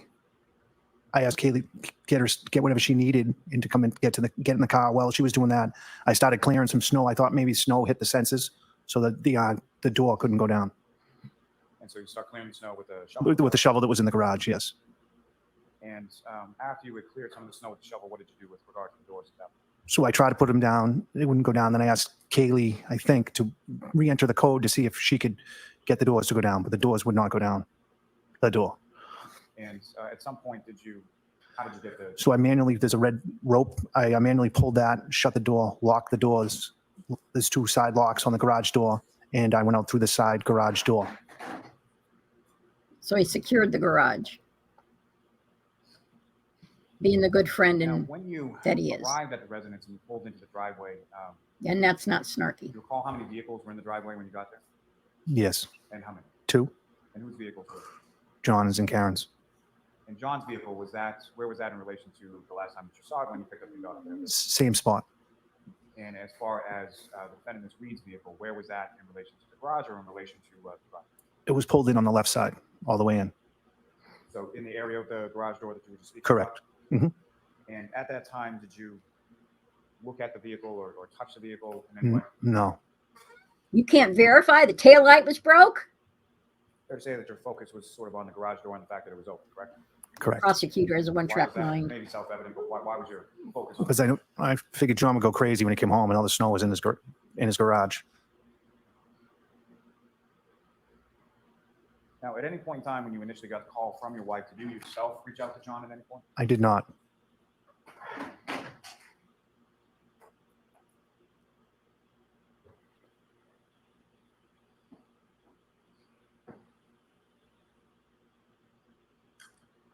You know, if I may, I would just seek to publish just a few more videos from Exhibit 6, the driveway ring. Okay. Excuse me while I take a nap. And Ms. Gilman, if I could have from those, first starting with video 155, and essentially it's going to go 155 through 158. I'm so glad this is speeded up. Otherwise, I would be asleep by now. And Mr. Camerano, you recognize what's up on the screen again? Yes, my car. Is this sort of when you're pulling in to get Kelly? Correct. Using the laser pointer before you, again, if you could just direct the jury's attention to where you observed Ms. Reed's vehicle. And is that essentially from what you observed there, that's where it was the entirety of the time that you were there? Yes. So nobody else came to the home during the time that you were there to pick up Kaylee and shoveling out the snow from the garage? No. Ms. Gilman, if you could just run it. Yeah, let's watch the whole thing. All 3 hours of it. I feel for this jury. This could be condensed and streamlined without hurting his case at all.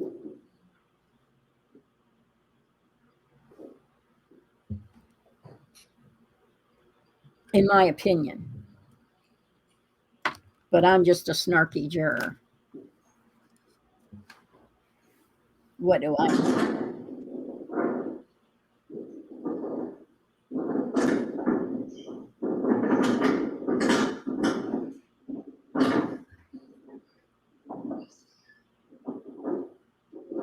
Sounds like he's trying to close the door. You could play the next video 156.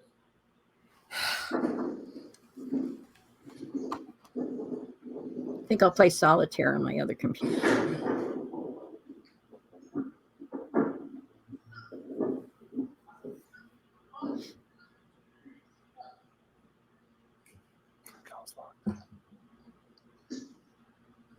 door's locked.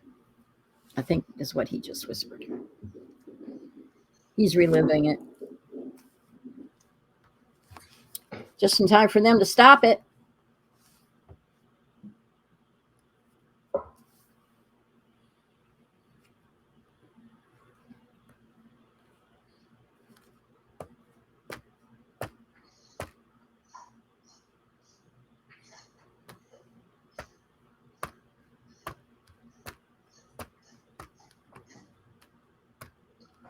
Let's go with next video 157.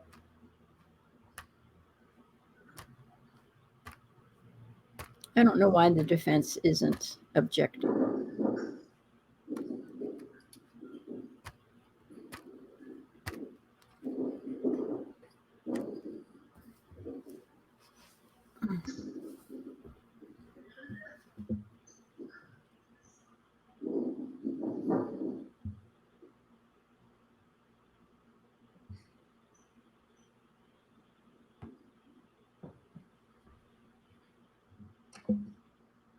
Guess it's better to watch a video than listen to him talk.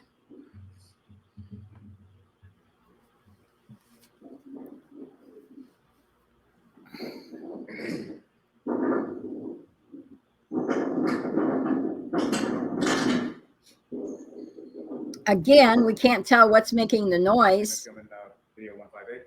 Huh.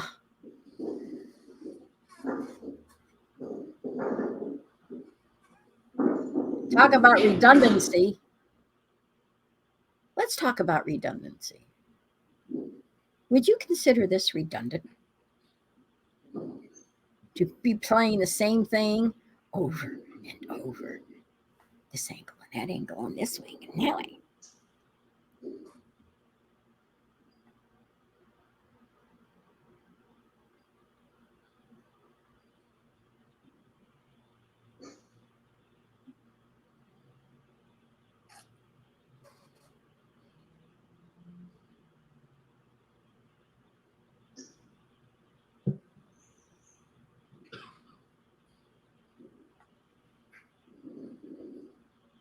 That's not a crap ton of snow on his car.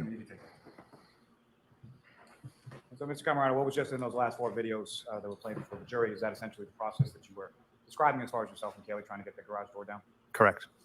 And so you leave from there and go back to your house, is that correct? Yes.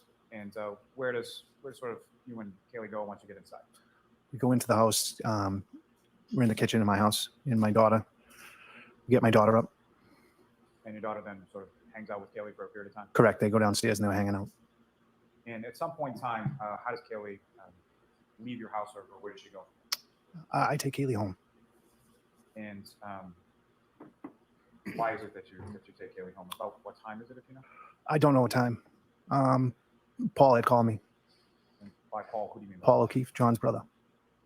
And he informed you that John passed? Yes. So you took Kaylee to the house on Meadows Ave to be with the family, is that correct? Yes.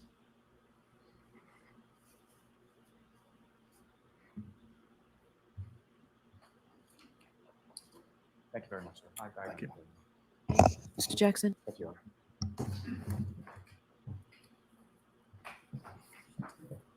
Mr. Camerano, just a few questions. You and your wife did spend a lot of time with John O'Keefe and Karen Reed as a couple, correct? Decent amount, yes.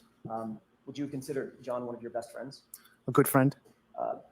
In fact, you were close enough that your children spent a lot of time with John O'Keefe and Karen Reed as a couple and their kids, correct? Correct. In fact, is it true that sometimes they would even vacation together with Mr. O'Keefe and Ms. Reed? Correct. There was a trusting relationship that you had with both Mr. O'Keefe and Ms. Reed to put your kids in their care. Correct. You mentioned this wonderful news about your kids, your daughter getting into this great school. I think it was called Bishop. Bishop Fan, yes. Before the acceptance, there was actually a sort of a process, like an open house that you needed to take the kids to, correct? Yes. You took your daughter, right? I don't recall. You remember being at an open house and a tour of Bishop with Karen Reed and John O'Keefe and John's niece? I do recall being in an auditorium. I do. Yeah, big auditorium, big tour of the school. Yes. So all the kids getting in. Yes. Okay. To make sure it's the right fit for the kids. Correct. And Karen was there, sort of as a She was. patriarch for John's niece. Yes, Your daughter spent a lot of time just with Karen, Miss Reed, correct, running errands, going to Miss Reed's house, having Miss Reed care for her, correct. and you had no issues with that No, because you liked Karen. You Correct. liked Miss Reed. correct.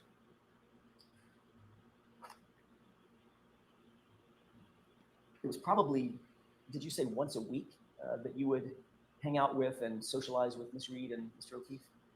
Twice a week. Yes, So you got to know them not just individually, but as a couple together, correct? yes, You saw them on most Friday nights, right? correct. Never saw them argue or fight. Argue.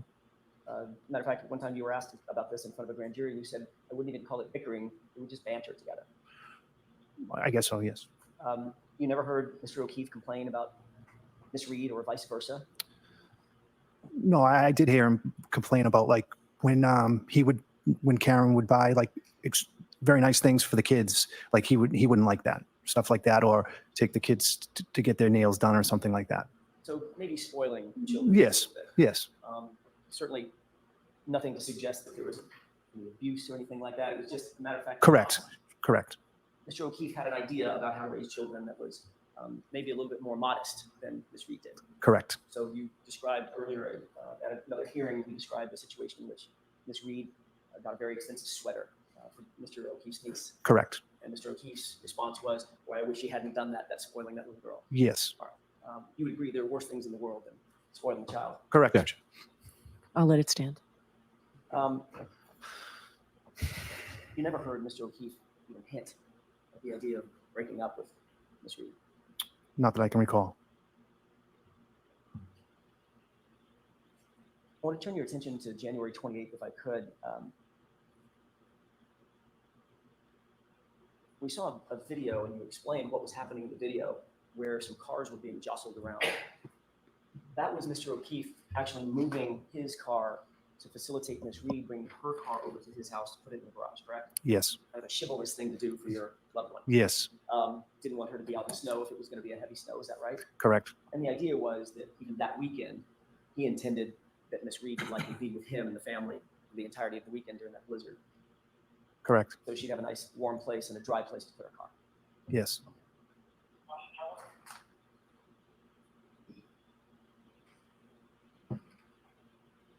You saw a video that Mr. Lally played for you of the moment. There are several videos, but I want to direct your attention, your memory, to the video of when Miss Reed actually made her way into McCarthy's.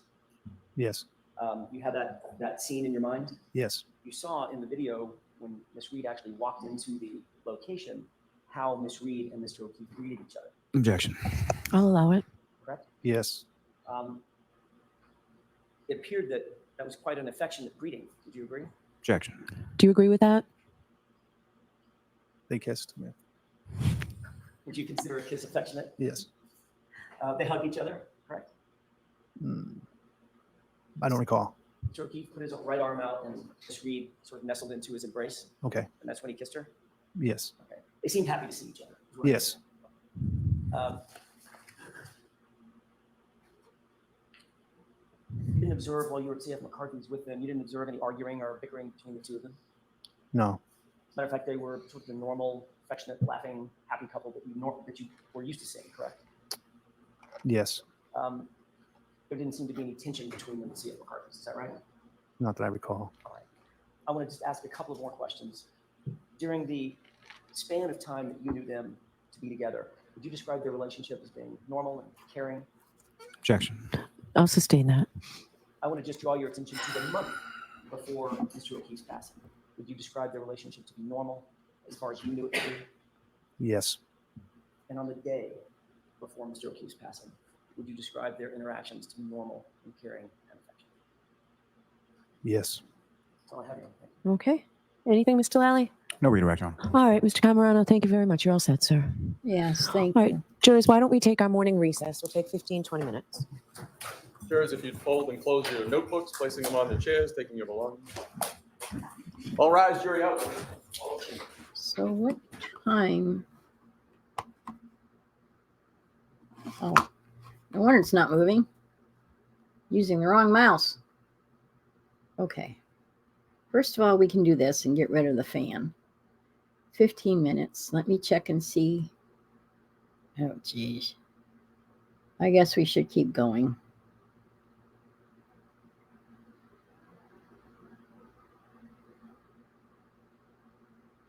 Okay. Oh, up next, it looks like. Is Mr. Lally? Your Honor, the Commonwealth call Miss Catherine Camerano. the wife.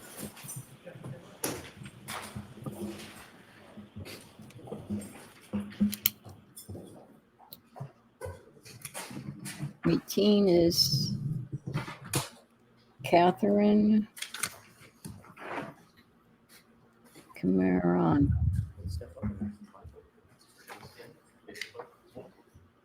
Didn't you solemnly swear the evidence you have recorded during today's hearing to the truth, the whole truth, and nothing but the truth, so help you God? Slide right up close to them. Nice and close to that microphone and speak nice and loud. Thank you. Okay, whenever you're ready, Mr. Lally. Good morning, ma'am. Good morning. Could you please state your name and spell your last name? Catherine Camerano, Camerano. And what do you live? Canton. And how long have you lived in Canton? Probably about since 2005, maybe 20 years. 2005, I think. And who, if anyone, do you live in Canton with? My husband, Michael, and my 2 children. And how old are your children? Right now, 13 and 16. And starting with the 16-year-old, is that a boy or a girl? Girl. And the 13-year-old, is that a boy or a girl? Boy. And as far as activities are concerned with your kids, do they play sports or they do other sorts of activities? They play sports. Yep. And which sports does your 16-year-old play? Currently, right now, softball. And has she played any other sports in the past? She played soccer. She played hockey for a little bit, but mostly soccer and softball. And your 13-year-old son, what if any sports? Hockey and baseball. Now, He's one that lost a you work, tooth. ma'am? I do. What do you do? I'm a nurse. And how long have you been working as a nurse? 21 years. And your husband, does he work? He does. And what does he do? He's a laborer. And how long has he been doing it? Probably 25, maybe even 30 years, actually. Laborer? And how long have the two of you been together? Married? Yeah. 20 years? 20 years. 2004. Now, ma'am, if I could turn your attention to January 28th, 2022 into January 29th, 2022. Do you recall those couple days? Yeah. And do you recall what days of the week they were? It was Friday into Saturday night. And starting with Friday of the 28th, were you working that side? I was working that night. And sort of typically what kind of shift you work as I work 7P to 7A, nights, mostly weekends. the weekends would be sort of typically when you'd be at work? Yes. And around this time of January 2022, when you were at work, do you know what sort of your husband and your children would be doing typically on like Friday? Friday night, they went to Johnny's house a lot, and the kids hung out, and they all just hung out together on a Friday night. Now, starting with Johnny, who you referred to, you mean John O'Keefe, is that correct? Yes.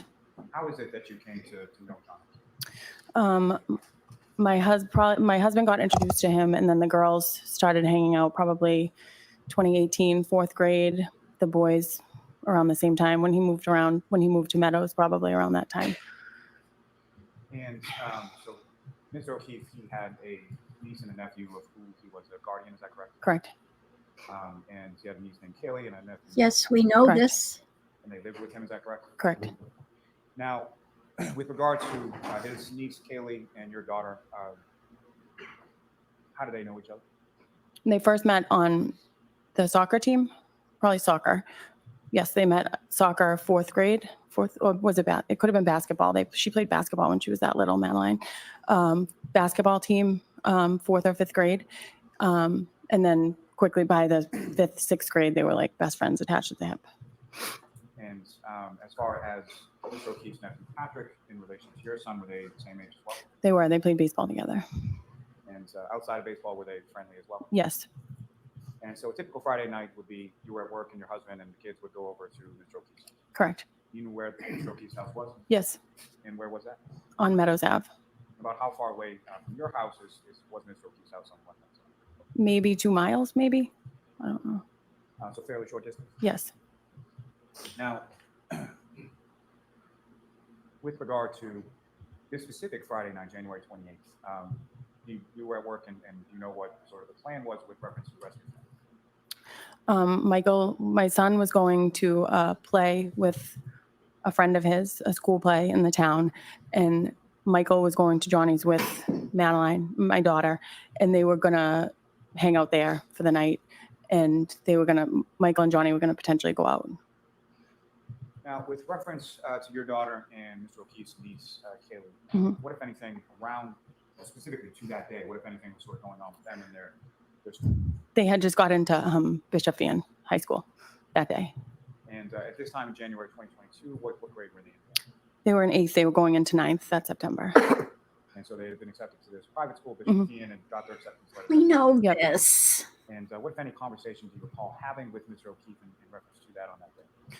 They were just really excited about it. Everyone was really excited that they just got in.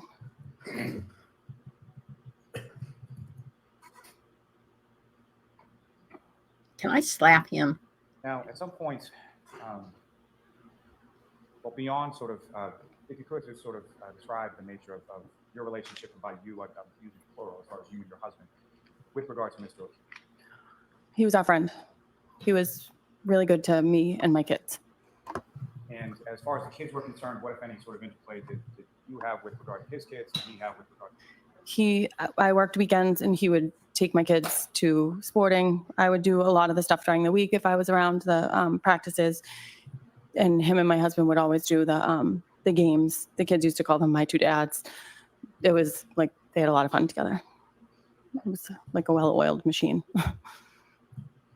Now, through your friendship with Mr. O'Keefe, at some point did you come to know someone by the name of Karen? Yes. And who was Karen Reed in relation to Mr. O'Keefe? She was his girlfriend.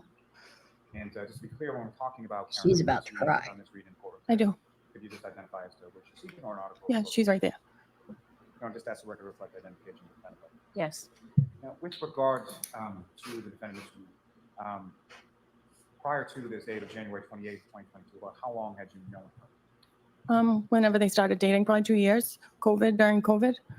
When was COVID? Probably 2 years. So Right. sometime during the COVID pandemic, you met her? Yeah. Yep. And as far as you were aware, did she live with Mr. O'Keefe and the children, or did she have somewhere else?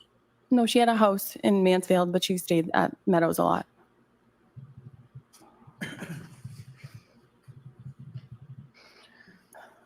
And so during the course around this time of January 2022, general time, about how often would you see Mr. O'Keefe? Probably 3 days a week, I would say.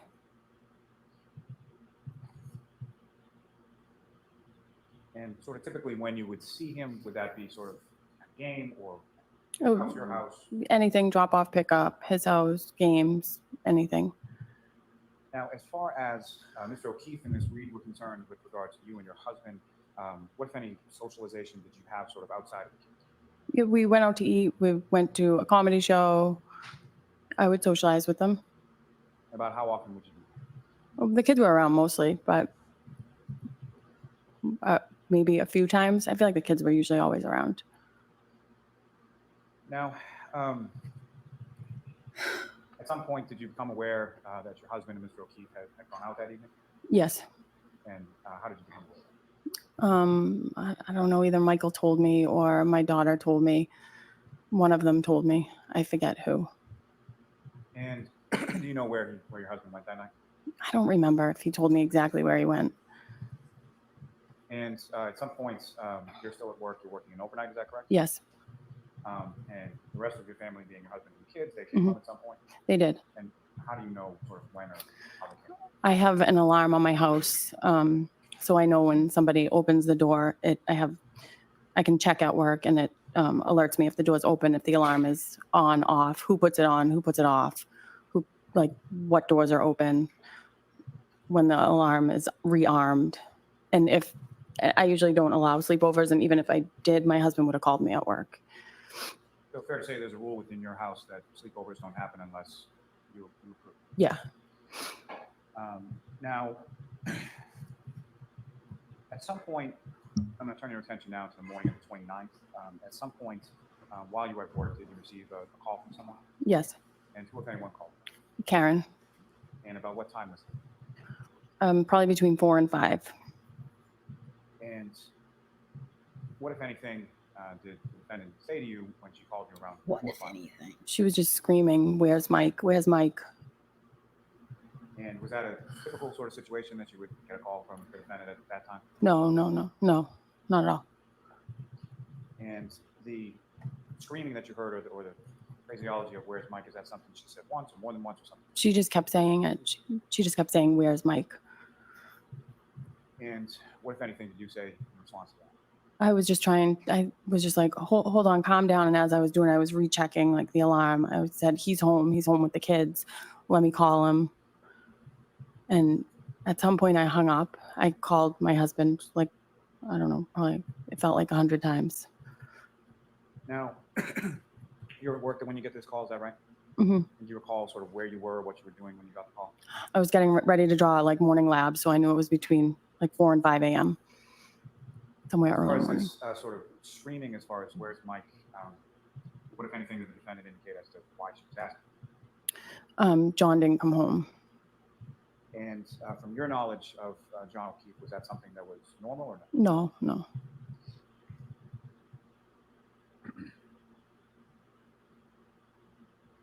Now, during this sort of initial call with the defendant, what, if anything, did you hear sort of in the background of that call? That first call? I don't think I heard anything in that. Your memory exhausted as to that? Yeah, I don't remember it. May I approach you with this? Yes.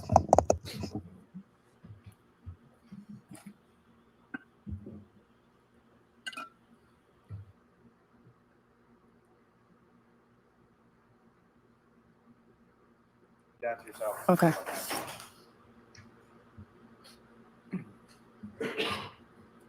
Doggy had to go potty. So I paused everything. Oh, okay, yeah. Catherine. I didn't know if that was. Anything further, may I approach Yep. this with you, John? Yes. Camerano Oh, yeah. was Sorry. just presented with something.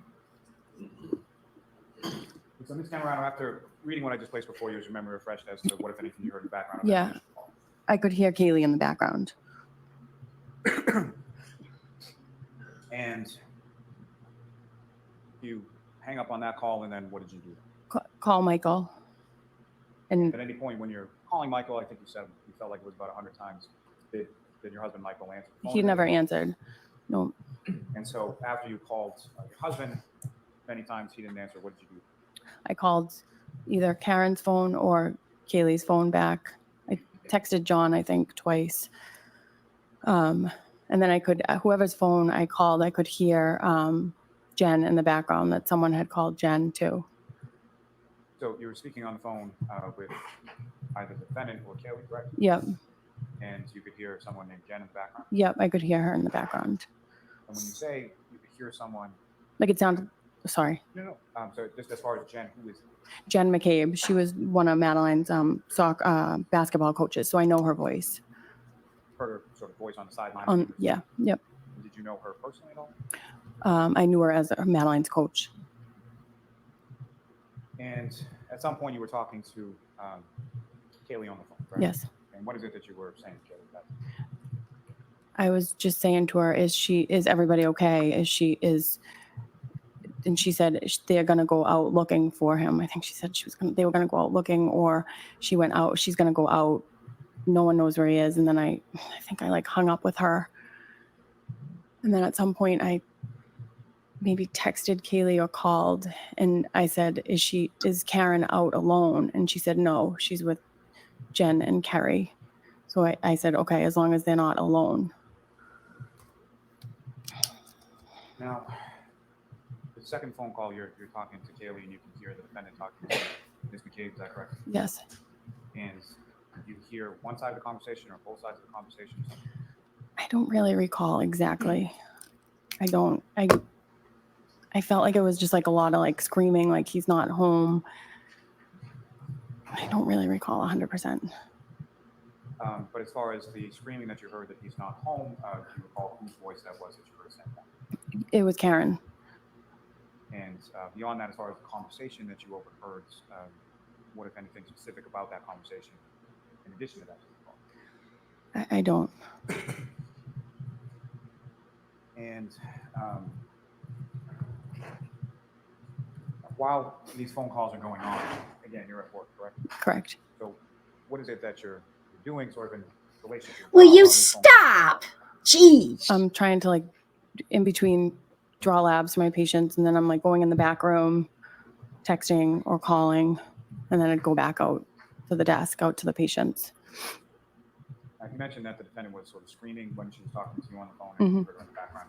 How many times do Yep. you need to hear that? Would you describe sort of, or how would you describe sort of her, and by her I mean the defendant's demeanor while you heard her on the phone? She was just like frantically screaming, just screaming. Where's Mike? Now, during this time, you're working, you're dealing with patients, and you're going back and Yeah. forth with patients on the phone. Mm-hmm. And in addition to speaking on the phone with the defendant and then Kaylee, who, if anyone else, did you reach out to or did you talk to that moment? I talked to Carrie Roberts in the morning at some point. I don't know if I called her, she called me, and she said that I think that he was going to the hospital. And then I called my husband and told him that Kaylee was home alone and that he should go get her because she was at the house alone. Is it your understanding that your husband Michael then went to Meadows to pick up Kaylee? Mm-hmm. Is that yes? Yes, sorry. Now, you mentioned that at some point you spoke to Carrie Roberts, is that correct? Yes. How do you know Carrie Roberts? I've known her since high school. And as far as you grew up in the same town, is that correct? No, I was friends with her cousin. So I had known her. And I've always known her. I've been friends with her for a while.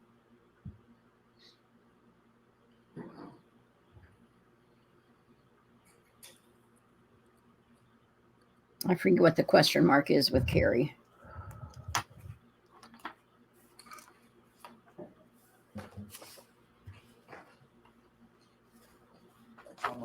Sure.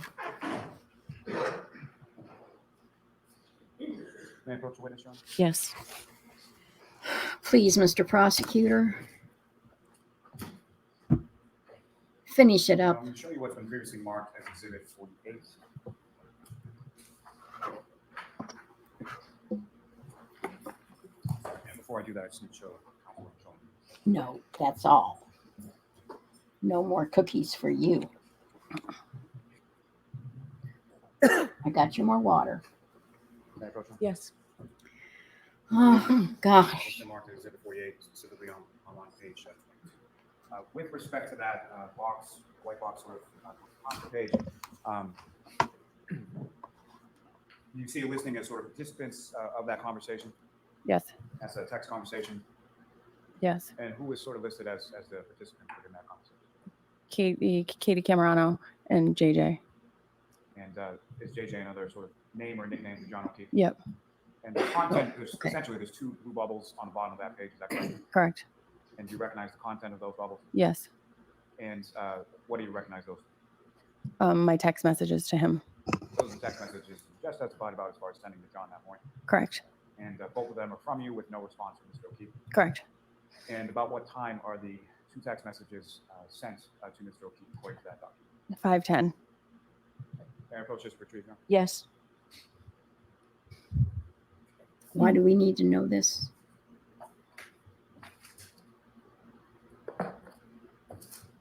Now, Ms. Camerano, you had mentioned in your testimony that you had some phone calls or conversations with Ms. Reed on the morning of January 29th, correct? Correct. May I approach January? Yes. Do you feel like you're at the dentist and he's pulling your teeth without Novocaine?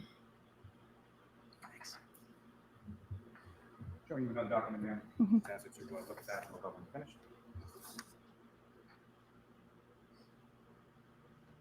Yep. And that document, do those seem to reflect the calls that you had between yourself and the defendant, Ms. Reed, on that morning of the 29th? Yeah. Objection, Your Honor. May we approach witness? Sure. Could I please see that?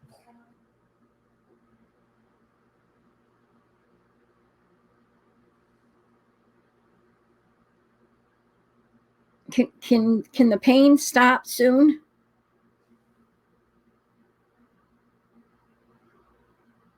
She has verified everything that her husband said. She has verified the demeanor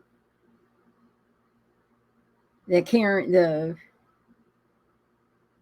emotional state of being that Karen Reed was in.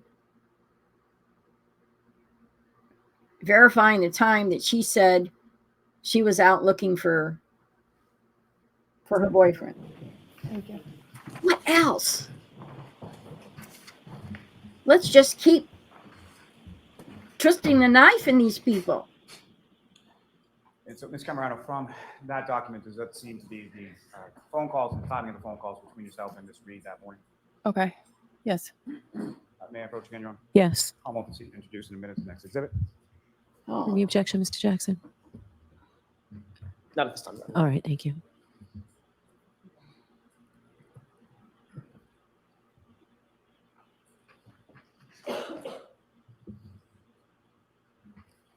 These people have been through enough, all of Turning them. that to you, and it's now marked as Exhibit 51. Your Honor, with the court's permission, I would request to publish that to the jury on the screen. Okay.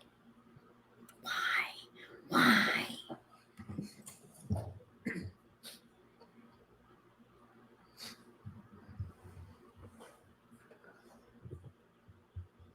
What? What?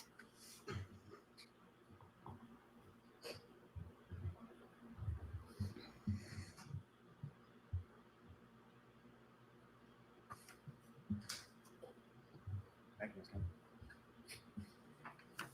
Thank you, Madam Court Reporter. And I'm sorry, Ms. Gilman, if you could please just keep your remarks as Mr. Lally, keep your voice up and step aside so all jurors could see this, please. yes. No, Just sweetheart. before we get to what's up on the screen, is that what you have before you as Exhibit 51? Yes. No, Ms. Camerano, starting from sort of as far as the order of these, do you see sort of to and from and sort of date times on there? Yes. And does it appear as if the earlier times are sort of towards the bottom and then it goes on in time and chronology towards the top? Yes. Ms. Gilman, if you could scroll to sort of the bottom of the box. Now, with reference to essentially there are 6 boxes, am I correct in that? Correct.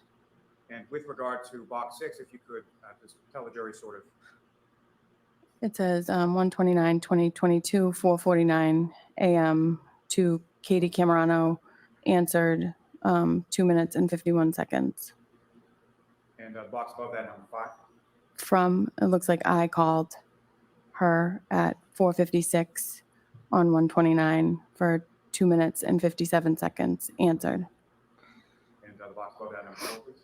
I called her 5 a.m., 2 minutes and 4 seconds, answered.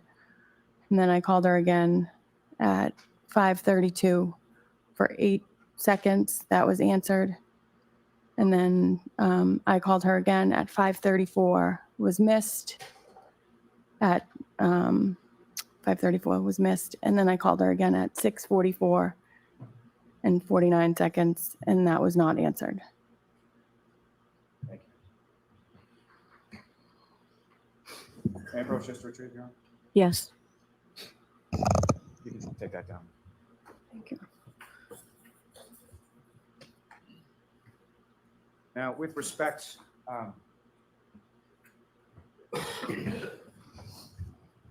Cameron, is your testimony that in addition to the phone calls that you had with the defendant, you also had some text back and forth that morning as well? Correct.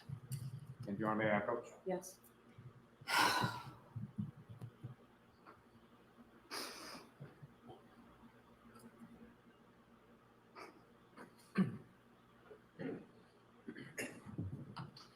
Ms. Cameron, I'm showing you a document.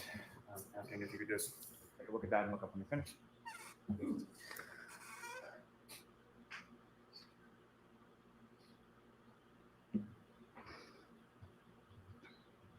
Elaine, move it along. And do you recognize what that what's in that document? Yes. What do you recognize it? It's my text to Karen. And with respect to the sort of first page of that, is there also similar to the ones I showed you with regard to Mr. O'Keefe? Is there a listing as far as the participants? No, you were Yes. just out. It's Karen Reed and Katie Camerano. May I approach again? Yes. I'm off to seek to introduce in a minute the next exhibit. No objection, Mr. Jackson? No objection, Your All Honor. right. Thank you.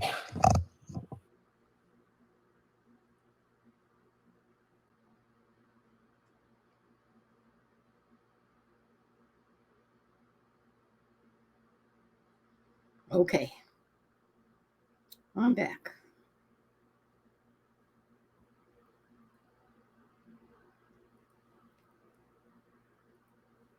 That dog just wouldn't leave me alone.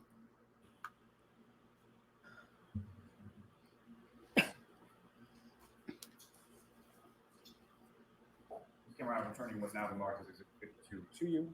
And Your Honor, with court permission, I would publish this on the screen for the jury as well. Okay. I had to get something stronger to drink. It's Dr. Pepper. Now I know why others imbibe a little.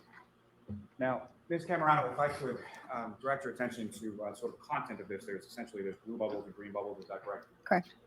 And is there an indication on there as far as who the message is from and who the message is to? The blue bubbles would be me texting Karen. And if you could, starting with the first bubble on page 1, if you could describe to the jury, and we'll go through it, as far as who the text is from and what the content is. That's from me. I'm asking Karen, are you okay? And Ms. Gilman, if you could scroll down. And this next bubble. Go back home so you're safe with Kaylee. He will end up home. I bet he's on someone's couch. And the next bubble down, Ms. Gilman. What's going on, Karen? If you could scroll down a little further, Ms. Gilman. I'm driving around with Carrie and Jen. And this is the text that you received From- Ms. Reed to yourself. Yes. And is there a time on that associated with when that text was sent?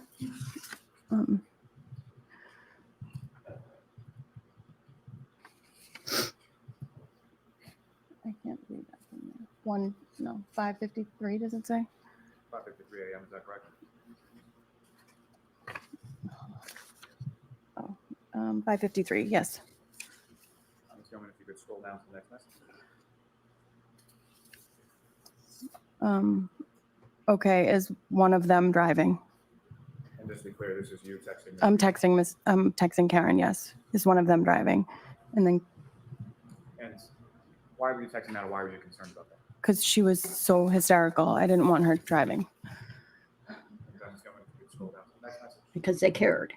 And what if any response have you received from this? Yes. And Ms. Gilman, if you could, scroll down to the next. And I said, okay, keep me posted. Gilman, if you could scroll down. At his brother's or mom's ? Or the station he works at. Both of those messages, about what time were those? 6 a.m. And what, if any, Ms. Gilman, if you could scroll down, and then what, if any, response did you receive from the defendant Ms. Reed following those things? I don't think so. His bro is in West Bridgewater, W. Bridgewater. Ms. Gilman, if you could scroll down again. The next message, ma'am. Right, I'm sorry, I'm just brainstorming. The next green bubble, ma'am. It's okay. And the blue bubble below that. Any luck? And that was a text you sent at approximately what time, ma'am? 6:34. And Ms. Gilman, if you could scroll down to the next one. And what was Ms. Reed's response? He's dead. And again, at what time did you receive that text message? 6:34. Ms. Gilman, if you could scroll down. Yeah, What, Karen? Are you serious? that's a blue bubble, your response to the last statement. Yes. Ms. Gilman, if you could scroll down again. And then, Karen, do you have any idea where he is, or did you find him? Lastly, Ms. Gilman, if you could scroll down one more time. He was in the snow. And that last message that you received, what time was that? That was at 6:36. Ms. Gilman, you can take that down. And Mr. Roger. Thank you. It was important to do this to this witness. Why?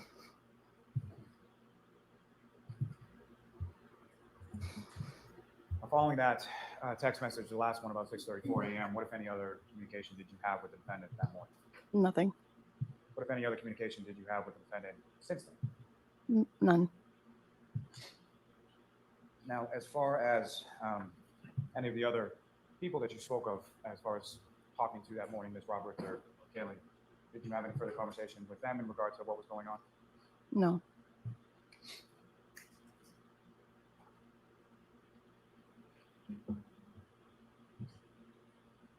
If I may have just one moment, Your Honor. You've had far too many moments as far as I'm concerned. Nothing further for this witness, Your All Honor. right. Cross-examination? I want to slow it down. Mrs. Camerano. Hi, how are you? I'm good. To Mr. Lally last point, after that series of text messages that you had early in the morning on January 29th, 2022, you said you didn't hear from Miss Reed or didn't have any communication with her after that. Is that right? Yeah. Yes. Did you reach out to her text message wise? No. Okay. Were you aware that her phone had been seized shortly thereafter from her? No. Thank you. That's all I have. All right, Ms. Cameron. Oh, there's nothing else, Mr. Lally, right? All Good right, Ms. Cameron, point. you're all set. Thank you. Okay. Thank you. Good point.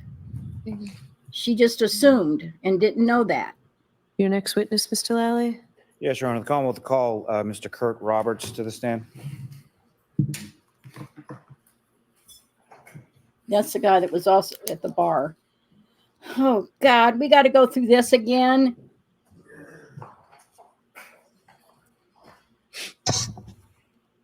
Why? Why? No, don't you come in here. This is normally the time she gets to spend a lot of time out. OUTSIDE. And she knows how to spell. Do solemnly swear the evidence you give the court and jury in the case now and hearing should be the truth, the whole truth, and nothing but the truth, so help you God. Thank you. Just nice and loud into that microphone. Thanks. Great. All right, whenever you're ready, Mr. Lally. Come on, Mr. Lally. Good However you morning, say sir. your name. Good morning. Could you please state your name and spell your last name? Curt Roberts, Roberts. And where do you live, sir? Canton, Mass. And how long have you lived in Canton? About 12 years now. And who, if anyone, do you live in Canton with? I live with my wife and 2 children. And, Excuse me. Your wife, what is your wife's name? Kerry. And how long have the two of you been married? We've been married 15 years. Congratulations. And, you mentioned you have 2 children, is that correct? Yes. And we need to know this why. My daughter is 14 and my son is 12. Because you're a stable American. And do you work, sir? I do. And what do you do? I'm a heavy equipment operator. About how long have you been doing it? 26 years. And your wife, Carrie, does she work as well? She does. And what does she do? She's a executive assistant. And do you know about how long she's been doing I think about 18 years. it? And Get the feeling she's going to be called too. Turn your attention to the evening of January 28th, 2022. Do you recall that day? I do. And do you recall anything about what you were doing? Do you recall what day of the week it was? I know it was a Friday night. And earlier in the day, do you recall anything specific about what you were doing that day? Gee, no, I don't. Nothing stands out. And at some point in time in the evening, where were you initially? Excuse me? So at some point in time in the evening, were you at home? Yes, I was at home. And while you were at home, who, if anyone, reached out to you? Michael Camerano and John O'Keefe. And starting with Michael Camerano, how do you know? I grew up with him since 6th grade. We're both from the same town, Milton. So the two of you grew up in Milton together. You've known him essentially since then. Yes. How would you describe sort of your relationship with Mr. Camerano? We're friends. And does Mr. Camerano, does he have any children around the age of your two children? Yes, he is. I believe a 16-year-old daughter and a 12-year-old son. And his son and your son, do they do any sort of activities together? They did. They played baseball together. Now, you mentioned John O'Keefe as well, correct? Yes. And how did you know John O'Keefe? When his sister and brother-in-law had passed, he had moved into the house that they lived in my neighborhood. And my wife knew him previously and introduced me. And the house that he moved into with regard to where his sister and brother-in-law lived, where was that in relation to where you lived? an eighth of it, like not far, very easily walking distance, maybe not far. And the house that Mr. O'Keefe moved into, who, if anyone, did he initially live there with when he moved? He moved in there with the two, his niece and nephew. So his niece and nephew from the couple that had passed. Yes. And you had a niece named Kaylee, is that correct? Yes. A nephew named Patrick. Yes. And with respect to his nephew Patrick, how old was he in relation to your son and Mr. Camerano's? Same age. And as far as the activities, Same. baseball and stuff. Same baseball team. Yep. So all three of kids, played baseball together for several years. Yes. Now, at some point, did Mr. O'Keefe move away from that house that was? He did. He did. He moved to One Meadows. And sort of from your house, where was that in relation to your house? Probably 2 or 3 miles. A lot further away. A lot further away, sort of on the Stoughton side of Canton, is that correct? That's correct.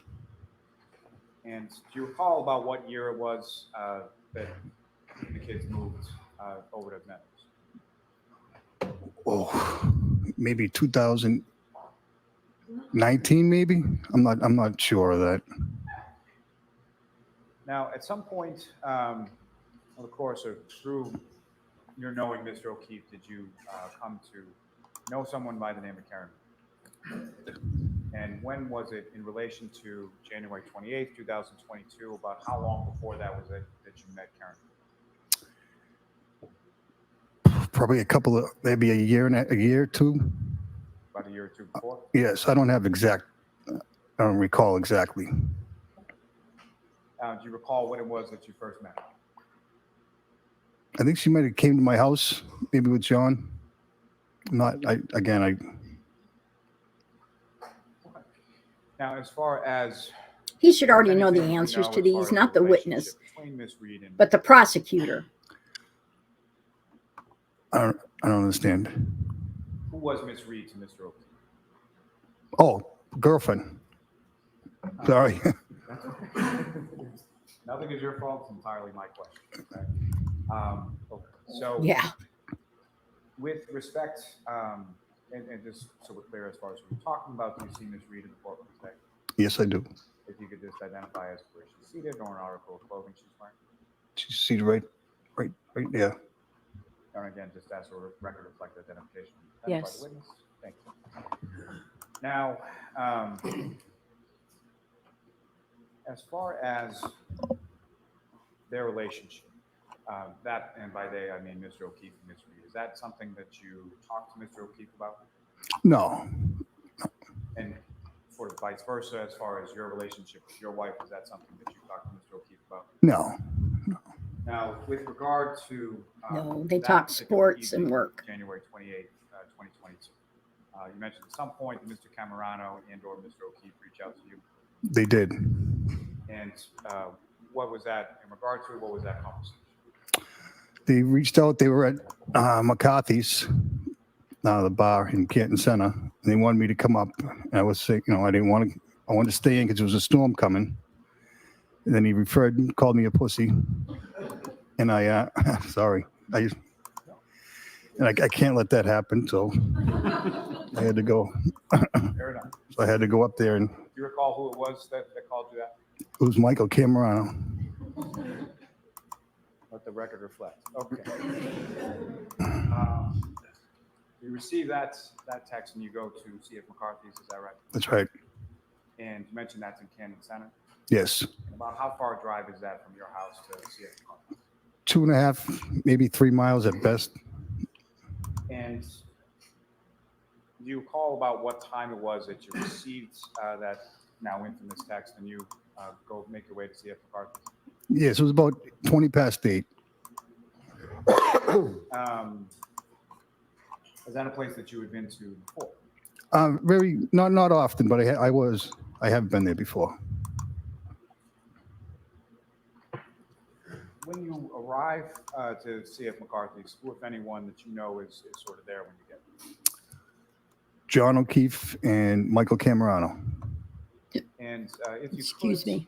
for the jury, just describe sort of what you know of sort of the inside of CF McCarthy's as far as you walk in the door and what is the layout of the bar? Walk in the door, go to the left, and the bar's right in front of you. It's a big square bar. And then the bathrooms are in the back, and there's tables off to the left. And where in relation to the bar and the tables and what you described were Mr. O'Keefe and Mr. Camerano? And walk in to the Your left. they Honor, were on my objection. left. Relevancy? And the area where you came up to and where they were, is that essentially sort of the same area that you and the group that you were with stayed in for most of the night? Yes. And if you recall, so you went out to a bar, fair to say you had something, correct? Yes. You recall what you were drinking that night? I believe it was a Bud Light. They all drank Recall Bud whether Light. That was draft or a bottle or something. It was a bottle. That's sort of typically what you would drink when you go out. Back then, yes. Now I And drink with heavier. regard to Mr. Camerano and Mr. O'Keefe, do you recall what they were drinking that night? I believe the same as me. I believe. I wasn't much paying attention to that, but that's what they normally would drink. Now, with the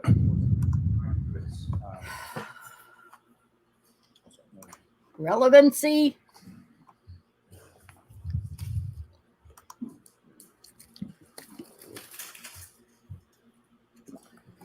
Now, with the court's permission, if I could publish to the jury portions of what's been marked as Exhibit 50 to CF McCarthy's video. Okay. Yes, we know he was there.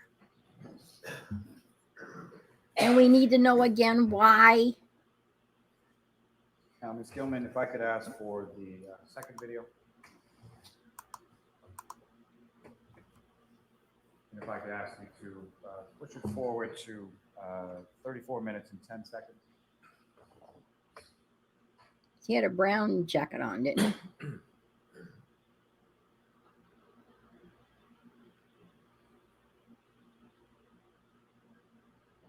If you could pause it there just a moment. You know who this is. Mr. Roberts, direct your attention to the screen, what's been marked as Exhibit 50. Also, I believe there should be a laser pointer on the desk in front of you. So if you just click on that button and point it in a direction, you can sort of highlight it. But don't look at it. So if I could ask you, first of all, do you recognize what's depicted up on the screen as Exhibit 50? Yes. Yes, McCarthy's. And what do you recognize it to be, sir? I see John right there and Michael right there. And does this appear to be consistent with what you recollect as far as the interior of CF McCarthy's on January 20th? Yes. And this area that you just pointed out to as far as where Mr. O'Keefe and Mr. Camerano is that the area where you just testified to they essentially were during the time that you were? Yes, it is. Now, with respect to Mr. O'Keefe, you can see sort of what he's wearing in this video, is that correct? Yes. And the clothing, at least as far as you can see, is that the clothing that you observed Mr. O'Keefe to be wearing that night? Yes, that was what he was wearing. And Ms. Gilman, if you could, I would ask just to play this from the 34:10 mark until 35.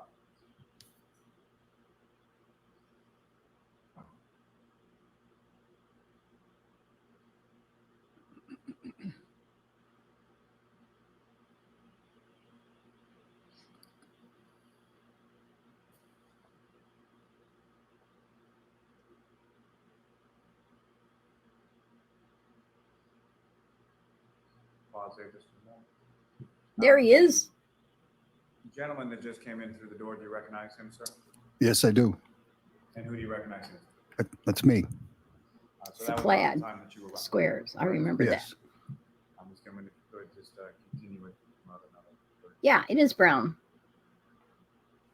Plus others. He probably says something about, you call me a wimp again, I'm going to knock you out.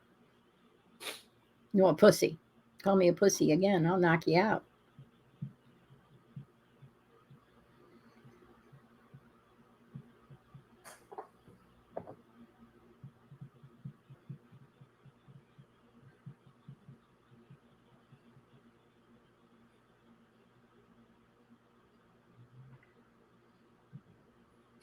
And that's Scully or Directing your something. attention still up to the screen, Mr. Roberts, says another individual around yourself, Mr. O'Keefe, Mr. Camerano, was that correct? Yes. And do you recognize who that person is? At the time, I didn't know. He doesn't look the same in this picture right now, but I believe it's Sully. Sully. I was close. And, that's someone at this time on January 28th, you didn't know who that was? No, I did not. You now do? I do now. Yes. Okay. Who do you know him to be in relation to sort of yourself, Mr. Camerano, and Mr. O'Keefe? Well, I know his son played baseball on my son's baseball team. Then I met him that night. We were talking. This would have been the first time that you had met this person you now know as Sully. Yes. Thank you. Now, with reference to this evening, at some point, who, if anyone else, sort of came into the bar and joined you? Karen Reed. And that was sometime after you had initially arrived, is that correct? I believe so. Yes, it was after I had already been there, I believe. And Ms. Steelman, if I could, from the same exhibit, we're going to the fourth video down. I want someone to tell me why we need to know I'd this ask you to, again. To 22 minutes and 20 seconds.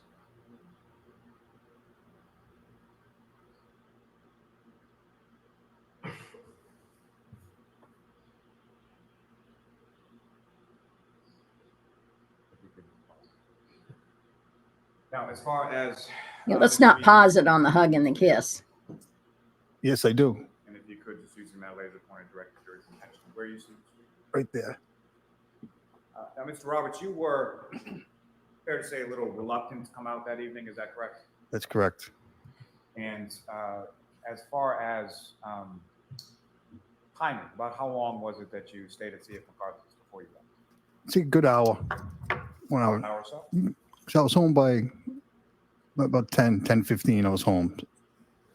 And if you recall, about how many beers did you have while you were there? Probably 3 or 4. And what you were drinking, was that, as far as the amount, was that the same, less, more so than sort of the other people that They were all drunk. Probably one more. I would think. I kind of drank them kind of fast because I was Excuse me. taking off. So you may have lapped them by a round or something. Sure. Yes. Now, you mentioned what you and Mr. Dr. O'Keefe Pepper and Mr. Nestle's Camerano Little were drinking. Squares. What, if anything, did you observe Ms. Reed to be drinking? It was a clear glass with probably a lime in it. I'm assuming a vodka tonic, maybe. I'm not positive what it was, but it was a clear glass with. Trying to prove that she had been From drinking. your prior sort of interactions, They weren't. relation with Ms. Reed, is that something that she typically drank? Yes, I guess I would say. And about what time was it again that you left? I think I left about 10 o'clock. It took me a few minutes to get home. So. And with regard to when you left, did you sort of announce that to anybody, or how did you? I usually don't, because then I'll have to deal with it again. But we walked out. I did. Me and Michael Camerano, I believe, about the same time. I might have been a minute or two before him. That's all. So you sort of exit and just sort of leave, and then at some point in time, around the time that you left, Mr. Camerano left as well. That's right. And Ms. Gilman, from what's up here as Exhibit 50, if I could ask you to just play from this point, so about 22 minutes and 50 seconds. Oh, I can speed it up again. He's the one talking.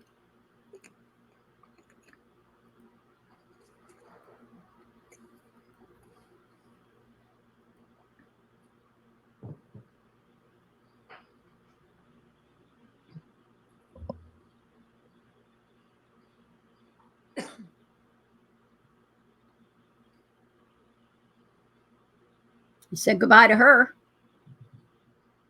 And there, Ms. Gilman, you can take that. We're going to point that out. He said goodbye to her. Kind of caught your goodbye, correct? I believe so, yes. So fair to say that was about the time that you left. I would say. And with regard to during the time that you were at McCarthy's with this group, including yourself, Mr. O'Keefe, Mr. Camerano, and Ms. Reed, how would you describe sort of the general tone or demeanor of the group while you were there? Everything very, very normal. Just a few friends out having some drinks. Nothing that stands out. No arguing, no anything? No. And as far as the clothing that I asked you about with regards to what Mr. O'Keefe was wearing, when you were there that night, did you notice anything as far as tears in the clothing or any dishevelment, anything like that? No, I didn't notice anything. And That's part of why he's there. It's to notice the clothing, that it wasn't torn then, but I guess it will be later. there, and you were talking to Mr. O'Keefe, what if any sort of injuries or anything about him did you note as far as his face or anything else that you could see? Nothing, no. Now, once you left, where did you go? I went home. And do you recall when you got home? I think you've already said it, but about what time was it that you got? But I think 10:15 would be my best guess. When you got home, who, if anyone else from your house, from your family, was there? I believe my wife and kids were there. They're up in bed, but they weren't downstairs. And at some point, did you go to bed that evening? I did. And about what time was that? Probably I saw the snow start coming down. Probably 11:30, 12, maybe midnight. And about the time you mentioned that you had been aware that there was a storm coming, correct? Yes. About the time that you went to bed around midnight or so, what, if anything, did you observe? Did you look outside or see anything? It was snowing. So And in relation to that, what, if anything, did you hear while you were in the house, sort of making Oh, your way to bed? the wind was hitting the windows. You just knew it was a storm. Now, you go to sleep with your wife, correct? That's right. Yes. That's a personal Around question. midnight, what, if anything, is it that wakes you up? A voice on my wife's phone was yelling, like screaming, frantic. It wasn't, and that woke me up. So I asked, what is that? And initially, did you recognize that voice on your wife's phone? I didn't recognize it, but I just couldn't make out the words. But it was just a screaming. And could you hear anything as far? You couldn't make out the words. I couldn't make out no. And at some point, did you recognize that voice or come to find out who was on the other end of the phone? Yes, I did. It was Karen Reed. And about what time of the morning was that? I'd say 5 o'clock would be a good guess.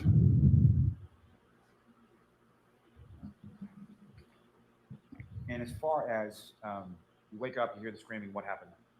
My wife gets up.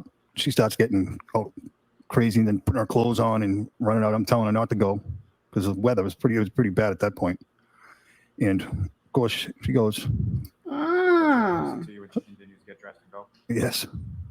And when you say the weather was pretty bad at that point? His wife is Carrie Roberts. It was snowing. It was snowing. It was very windy. It was snowing heavy. And your wife, Carrie, did she say where she was going? Said, John's missing, and I got to go. I don't know exactly what she said, where she was going. And from the time that you initially sort of wake up around 5 a.m. or so to the screaming on the phone to the time that your wife, Ms. Roberts, leaves your house, how much time had elapsed between those two things? By the time I woke up until she left, I'd say 15 minutes. And when your wife leaves the house and she's driving, is that correct? She was. And do you recall which car she took? She took her car, Ford Explorer. That's an SUV, is that correct? Yes. Do you recall what color the Ford Explorer was? It's gray.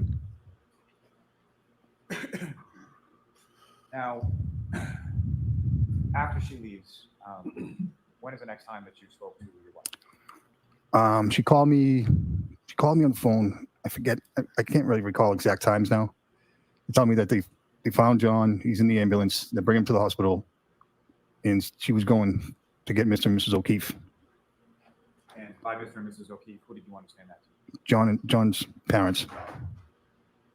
Did you know John's parents? I did. Did you know where they lived? I did. And where did they live? In Braintree. So your wife calls you, tells you Mr. O'Keefe's in an ambulance and she's going to Braintree to get his parents. That's right. And after you heard that, what is it that you did next? I believe I snowblowed the driveway, got it ready because I knew she's going to come home in a mood. To clear your driveway. So she could, yes, because it was, yes. Now, when you go out to clear the driveway at the time that your wife calls you, about how much snow was in the driveway at that time? I'd say there was drifts of at least a foot or so. It was pretty good. It was a lot. Drifts. Tough to get the car in. And if you know about what time was it that your wife returned home at? I don't know. 8 o'clock? I don't know exact time. And when you say 8 o'clock, you mean 8 o'clock in the morning or night? AM. 8 a.m. Can I help? Just one moment. Yes.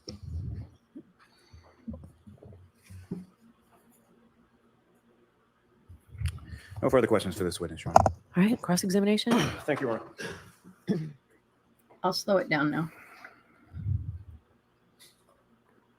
Good afternoon, sir. Good afternoon. Mr. Roberts, you and I have never met, correct? Correct. That night that you went out to CF McCarthy's, where you were sort of pressured or goaded into going out, you did get a chance to observe John O'Keefe at the bar, correct? I did, yes. Did you ever see him wearing a puffy jacket? Never. Did you ever see a puffy jacket around his chair that he was sitting in? Not that I recall, no. Ever see him holding a puffy jacket? No. Now, you noticed on the video, one of the last videos that Mr. Lally played for you, that prior to your making the Irish exit there, you did have some interaction with Karen Reed, correct? I believe so at the end. You saw that the two of you were at one point face to face. I did for a brief. Yeah, it was maybe 10 or 20 seconds. Okay. That sound fair? It does. And when you were face to face, you were looking at her and she was looking at you, correct? Yes. And there was some type of interchange between the two of you. Maybe I was just saying bye. I don't recall. I don't Yeah, you know. probably don't remember the specifics of No, I what don't. the conversation was, but there appeared to be some type of small conversation. I saw her from the video, yes. And while you were speaking to her, you had no indication that she was slurring her words in any way, correct? I didn't think so, no. No. Her eyes didn't appear to be bloodshot and glassy, correct? Correct. She wasn't swaying or stumbling in any way, correct? Correct. She didn't appear to be confused in her thinking or her speech. She did not. She appeared to be normal, correct? Yes. There was nothing about her demeanor or her interaction with you that would lead you to believe that she was under the influence of alcohol at that time. No, not. And during the time that you spent with them at the bar, you didn't see any evidence of any problems between Karen and John O'Keefe? I did not. No arguments or bickering or anything like that? No. Neither one of them was complaining about the other, correct? Correct. Were you able to see any of the affection between the two of them, either physically or with regard to what they were saying? I didn't see any. It seems like you were more concentrated on. I was talking with the guy. We're talking with Mike at the bar. And, Okay. But you had known Karen, or at least known of her, and had some interactions with her for, I believe your testimony was about a year or two. Yes. During that time, there was some interaction with Karen at your house because there were pickups and drop-offs that had to be made. Yes. And you would see that, Karen had been to your house when you were there, specifically to pick up your son, correct? Yes. How often would that occur? I don't recall. Not. I don't think. Both times? Maybe. And she, And she would pick him up to either take him to school or sports or some activity, I correct? believe it was normally like the baseball, maybe. I believe. I don't know. I don't arrange that stuff. My wife takes care of that, so I don't arrange for the pickups, and it's usually my wife does that. So I can't tell you exactly what it was for. No, I understand. I'm just getting the fact that you were present when these pickups occurred. Yes.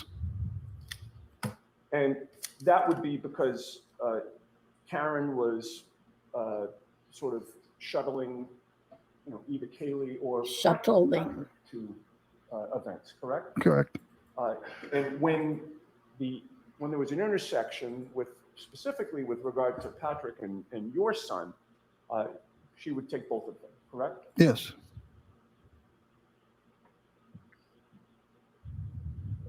And from your observations of Karen Reed during that 1 or 2 years that you would come into contact with her, the contact you had was mainly surrounding what happened with the kids, correct? Yeah, I would say mainly. And she appeared to be responsible, correct? Objection, Your Honor. The objection sustained. Ask it differently, Mr. Yannetti. Sure. She appeared to be caring toward the kids, did she not? Objection. Overruled. All May right. we approach? Okay. Ah, Viewers, feel free to stand up and stretch.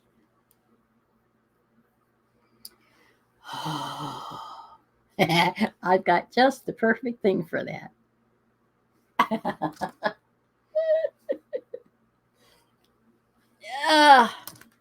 Yeah, that's it. Stretch. Roll around in the grass for a while.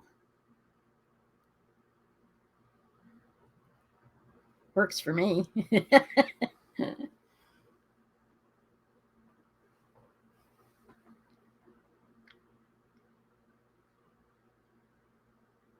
I'll have to remember that.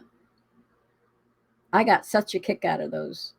I ran across them randomly. I went, yep, I identify with that. And the snarky one, as soon as I looked at it, I cracked up. That's why it's my peak jaw.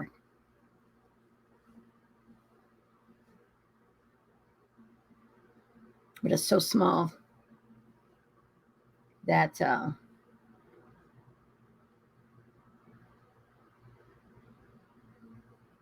I needed to use it in a bigger format. Shall I skip ahead? About the time I do, they'll be back.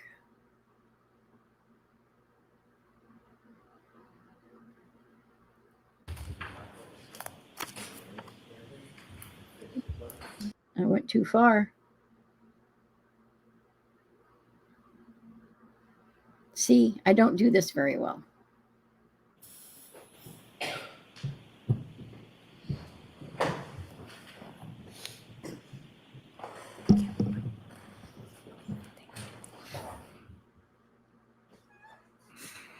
Just one question for you, just to sort of alter the last question that I asked you. From your read on this, it appeared to you as though Karen was caring for the kids and caring about them, correct? Correct. Nothing. Okay. Any follow-up, Mr. Lally?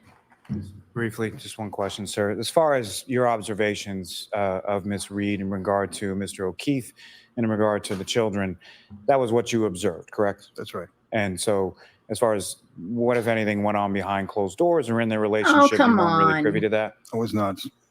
Nothing further. All right, Mr. Roberts, you are all set, sir. Thank you. Let's pass Your dispersion. next witness, Mr. Lally. Yes, Your Honor, the Commonwealth to call Miss Rebecca Traers to the stand. Oh. I thought it was going to be Carrie Roberts. What did they say?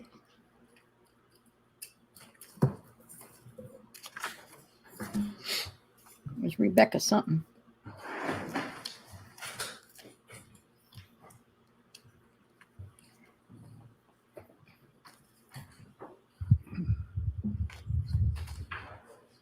Trayers. Oh, it's a bartender. Excuse me, sir. Do you solemnly swear the evidence you give the court and jury in case they're here to shoot the truth, the whole truth, and nothing but the truth, so help you God? Bartender at Waterfall Bar and Grill. Keep your voice up, please. And they're probably All going to right, say, whenever you're she ready, was Mr. drunk. Lally. She was slurring her words. They had a fight. Good afternoon.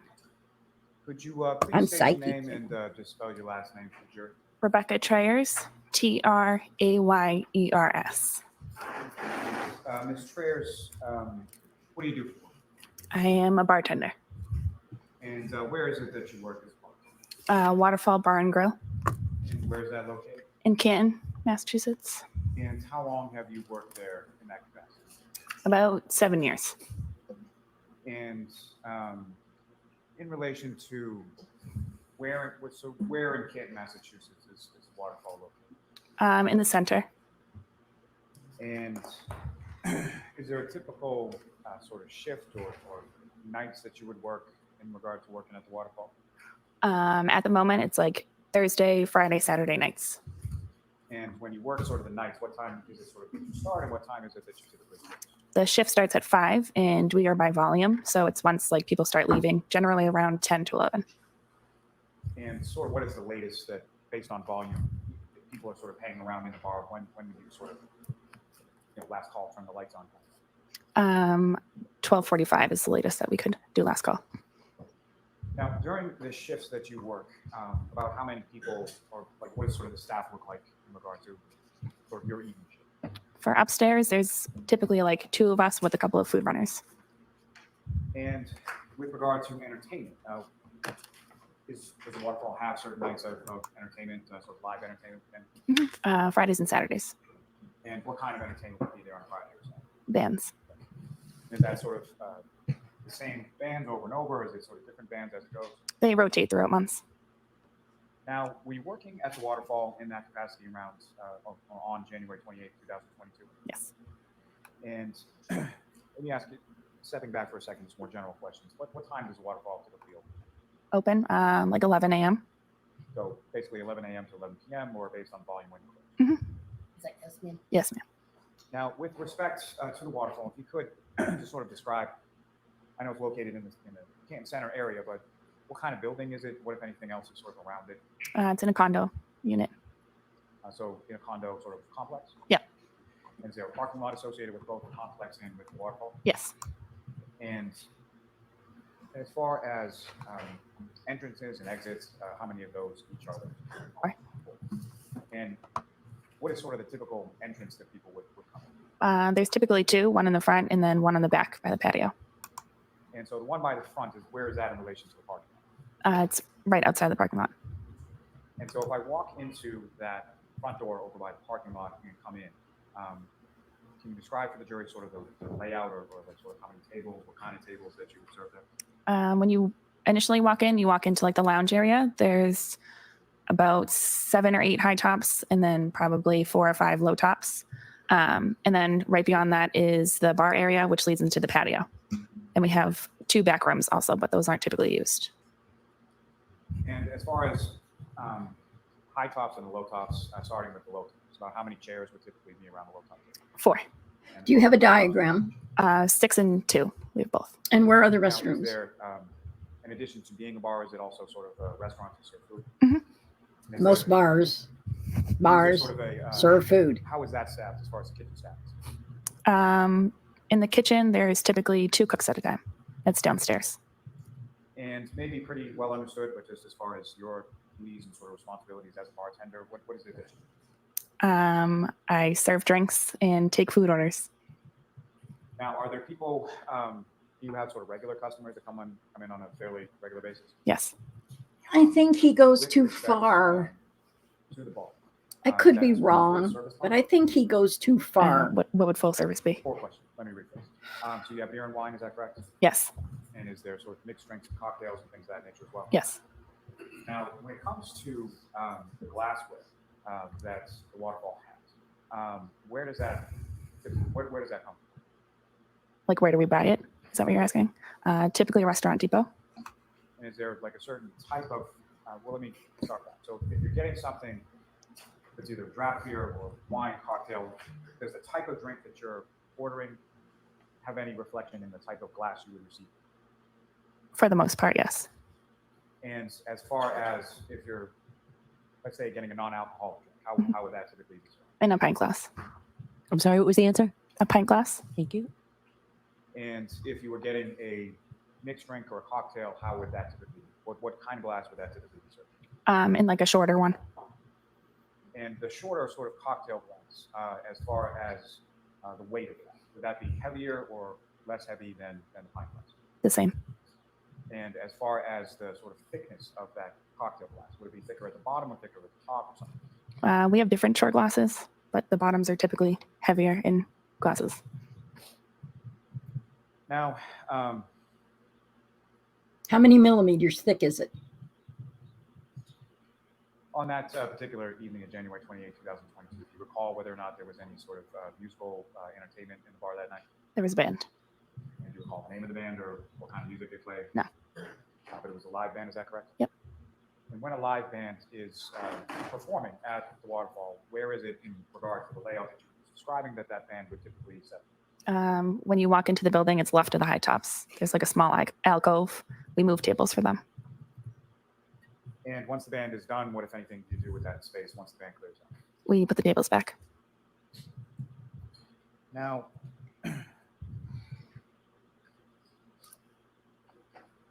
I think he goes into too much detail. Relevancy. Are you familiar with Redundancy. whether or not there's any sort of security or camera recording in there? There's cameras.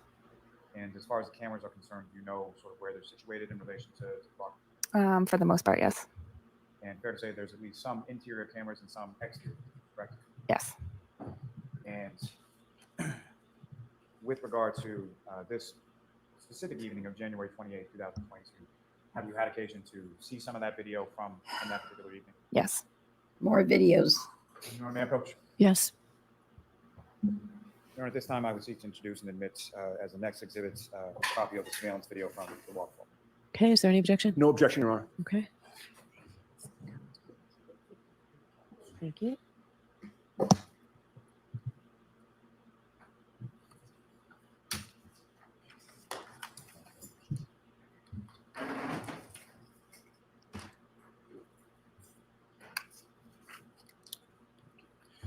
With the court's permission, I would ask to publish just certain small portions of that at this time. Okay.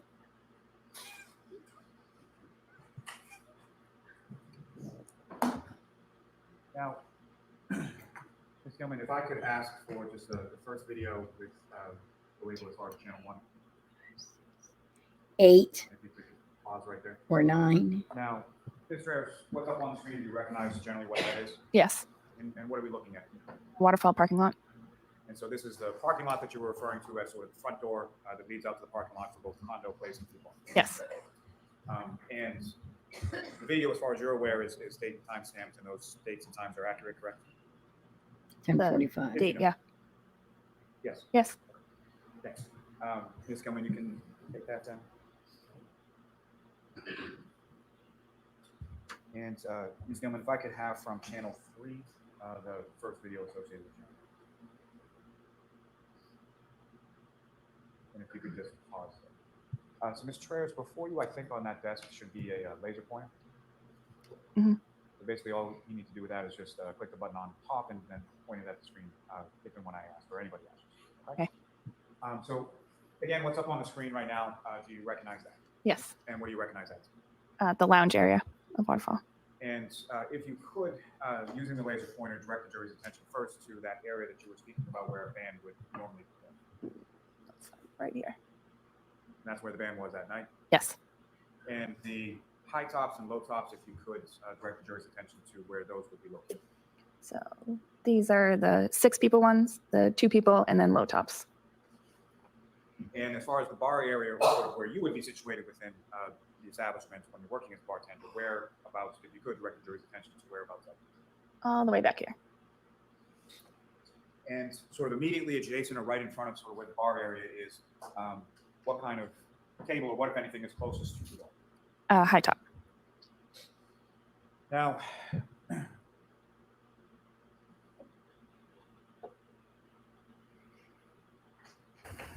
Ms. Gilman, if I could ask you to take that one down.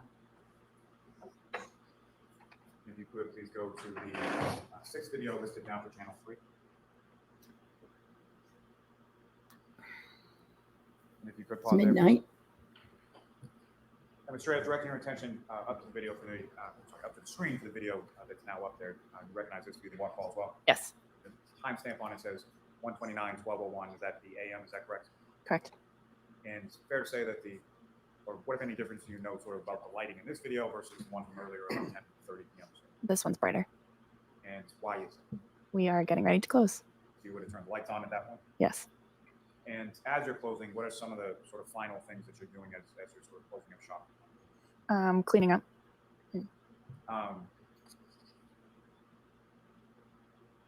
Ms. Gilman, if I could ask you to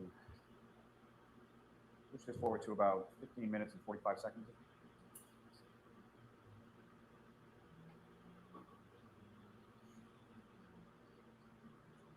And Ms. Trayers, from the date and time stamp up there, about what time is this? Does it say on the screen? 12:16 a.m. And Ms. Gilman, if you could play this from this point till about 16 minutes and 8 seconds.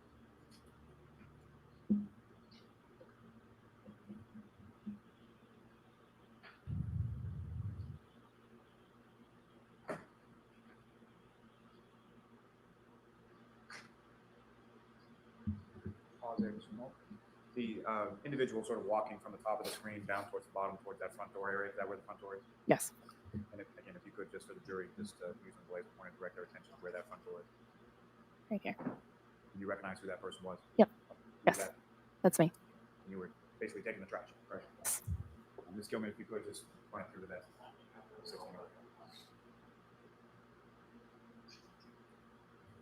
You can stop there and you can take that down, Ms. Gilman. Thank you very much.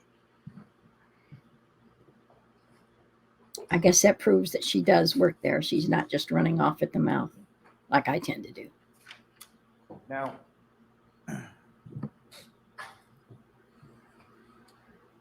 from that evening of January 28th, 2022, I'm going to ask just a couple of people's names and then ask if you know them or recognize them as far as sort of people that you've seen in that establishment before. Okay? First, with respect to John O'Keefe. I know of him. And was he someone that you had seen in the waterfall before when you were working there? A couple of times. Did you know him specifically by name, or did you just sort of know him as a familiar face? First name. And what is it typically that, as a bartender, what is it typically that he would sort of order or get when he was? I couldn't tell you. Don't know. I'm just asking as far as beer versus cocktail versus whatever else. If you, I'd say beer. and do you recall seeing him in the waterfall on January 20th? Yes.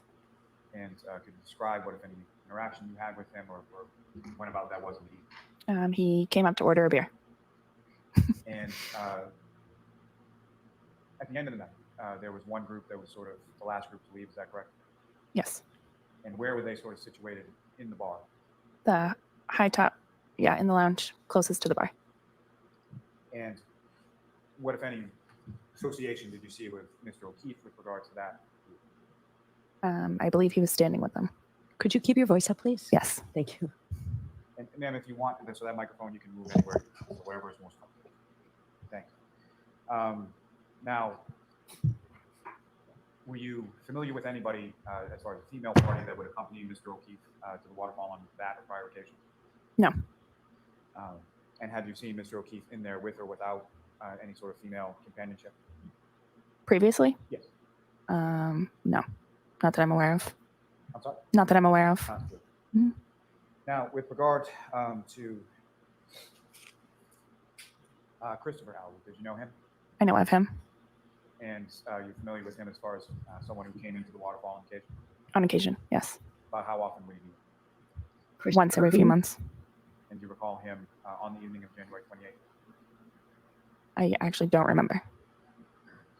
And anybody, as far as anybody else from the Albert family, as far as Brian Albert, familiar with him? I know of them. And do you recall him being there on January 28th? Yes.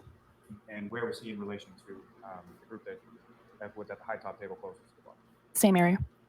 And who, if anyone else from that group, did you recognize or did you know on that? The only people I would have recognized would be Brian Higgins and Brian Albert's wife. And do you even know what Brian Albert's wife's name is? I forget. And Mr. Higgs, is that someone that you had seen in there on prior occasions?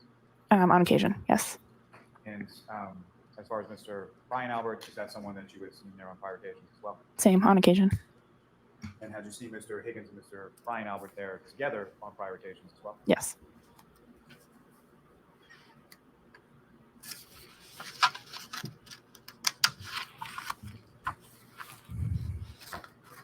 I may have just one moment. Okay.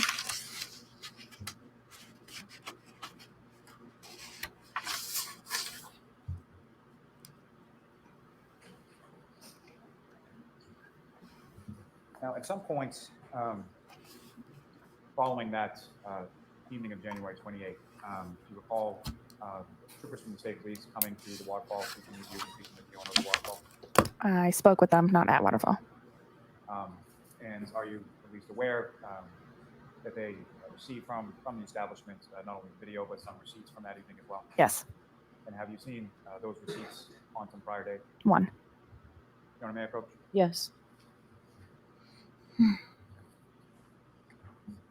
We're going to get the bar tab now. They were plastered. 4 gin and tonics. Or vodka and tonics? I don't know drinks. Except Bailey's and cream. I know that. Yes.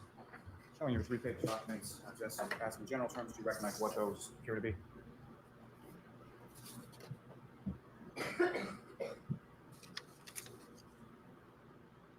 Yes.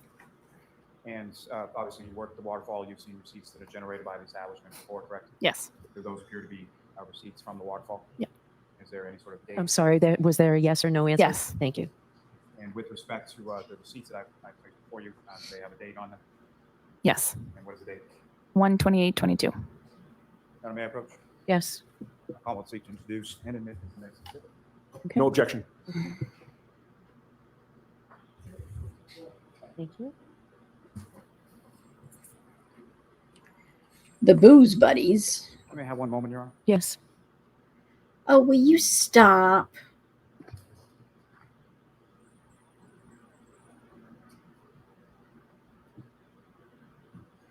How do I ask these questions? How many questions should I ask?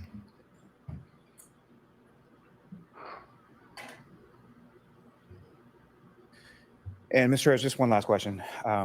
With regard to some of the people that I had asked you about, as far as Mr. O'Keefe, Brian Albert, Brian Higgins, Christopher Albert, any of those parties that you knew them sort of exclusively through your work at the waterfall, correct? Yes. Okay. Nothing further, Your Honor. All right. Ms. Giannetti? Thank you, Your Honor. Do we get to see what he put in evidence? Did he put in evidence? Good afternoon, ma'am. Good afternoon. We've never met, correct? No. I will slow it down now. I've been a bartender at the waterfall for how many years? About 7. And that was prior to January of 2022, or you've now been there for 7 years as of today? As of today. As of today. Prior to being a bartender at the waterfall, did you have another bartending job somewhere else? Yes. Where was that? I've worked at a couple of places. In what towns or cities? A couple in Canton. And the couple in Canton, was that immediately prior to moving to the waterfall? Yes. All right. And we don't have to get into the names of them, but how many years were you a bartender in Canton prior to going to the waterfall? Prior to the waterfall, about 4. Okay. So for about the last 11 years, you've been a bartender at one establishment or another in the town of Canton, correct? Yes. Are you from Canton? I am. Did you grow up in Canton? Yes. And you no longer live in Canton? I recently moved back. Now you're back to Canton. Mm-hmm. I got you.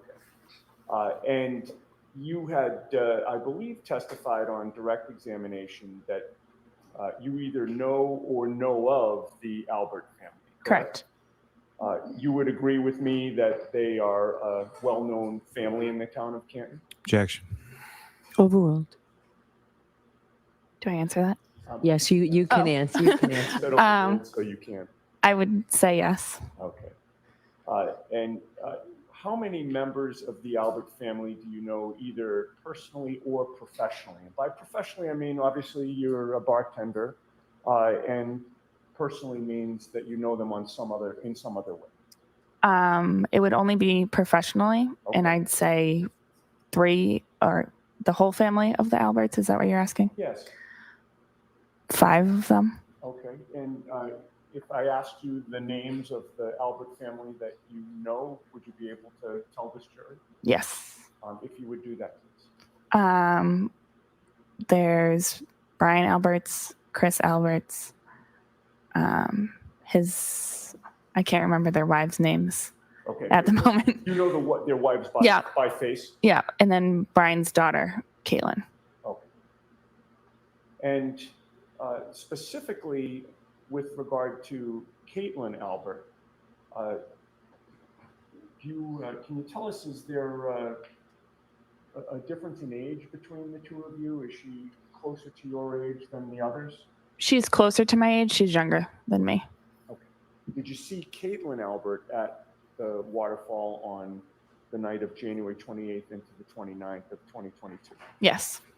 You also mentioned that you had seen somebody named Brian Higgins there, correct? Correct. He was somebody that you recognized prior to that day, correct? Correct. And how did you know or come to recognize Brian Higgins? From Waterfall. Did you know his name, specifically his last name, on January 28th when you were working that night? Yes. When did you learn his name, if you remember? I don't remember. At some point in the past, when you've been in the bar, for some reason you knew his name, Brian Higgins. Yes. And you had testified, I believe, on direct examination that you had seen Brian Higgins with Brian Albert at the waterfall on prior occasions. Correct. So, Ms. Giannetti, it's time for lunch. I don't imagine you'll finish in 5 minutes, right? It won't be too much longer than that, but it's probably good to take a break. Okay, thank you. All right, Ms. Treyes, I'm going to ask you to come back at 2. And jurors will take lunch. Okay. Okay. Jurors, if you would fold and leave your notebooks on the chairs, taking your property with you. All right, jury out. Okay, then.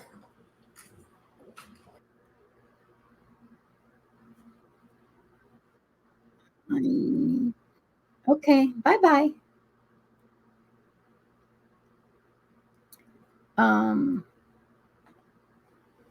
Where do I go? All right, then. Well, it was just getting interesting. So, Caitlin Alberts was at the bar that night. And I think she said so was Brian Higgins. And a lot of times, Brian Alberts is at that bar.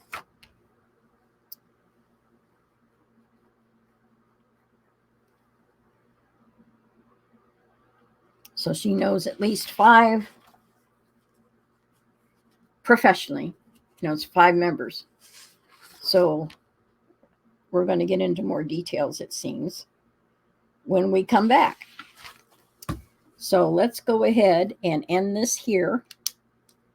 And I will get things set up and ready for the next 3 hours of testimony, or whatever it ends up being.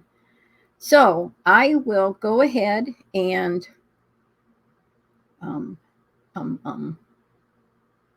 figure out what I'm doing. And we'll go ahead and end it, and we will see you in directly. So have a good one until the next time. Bye.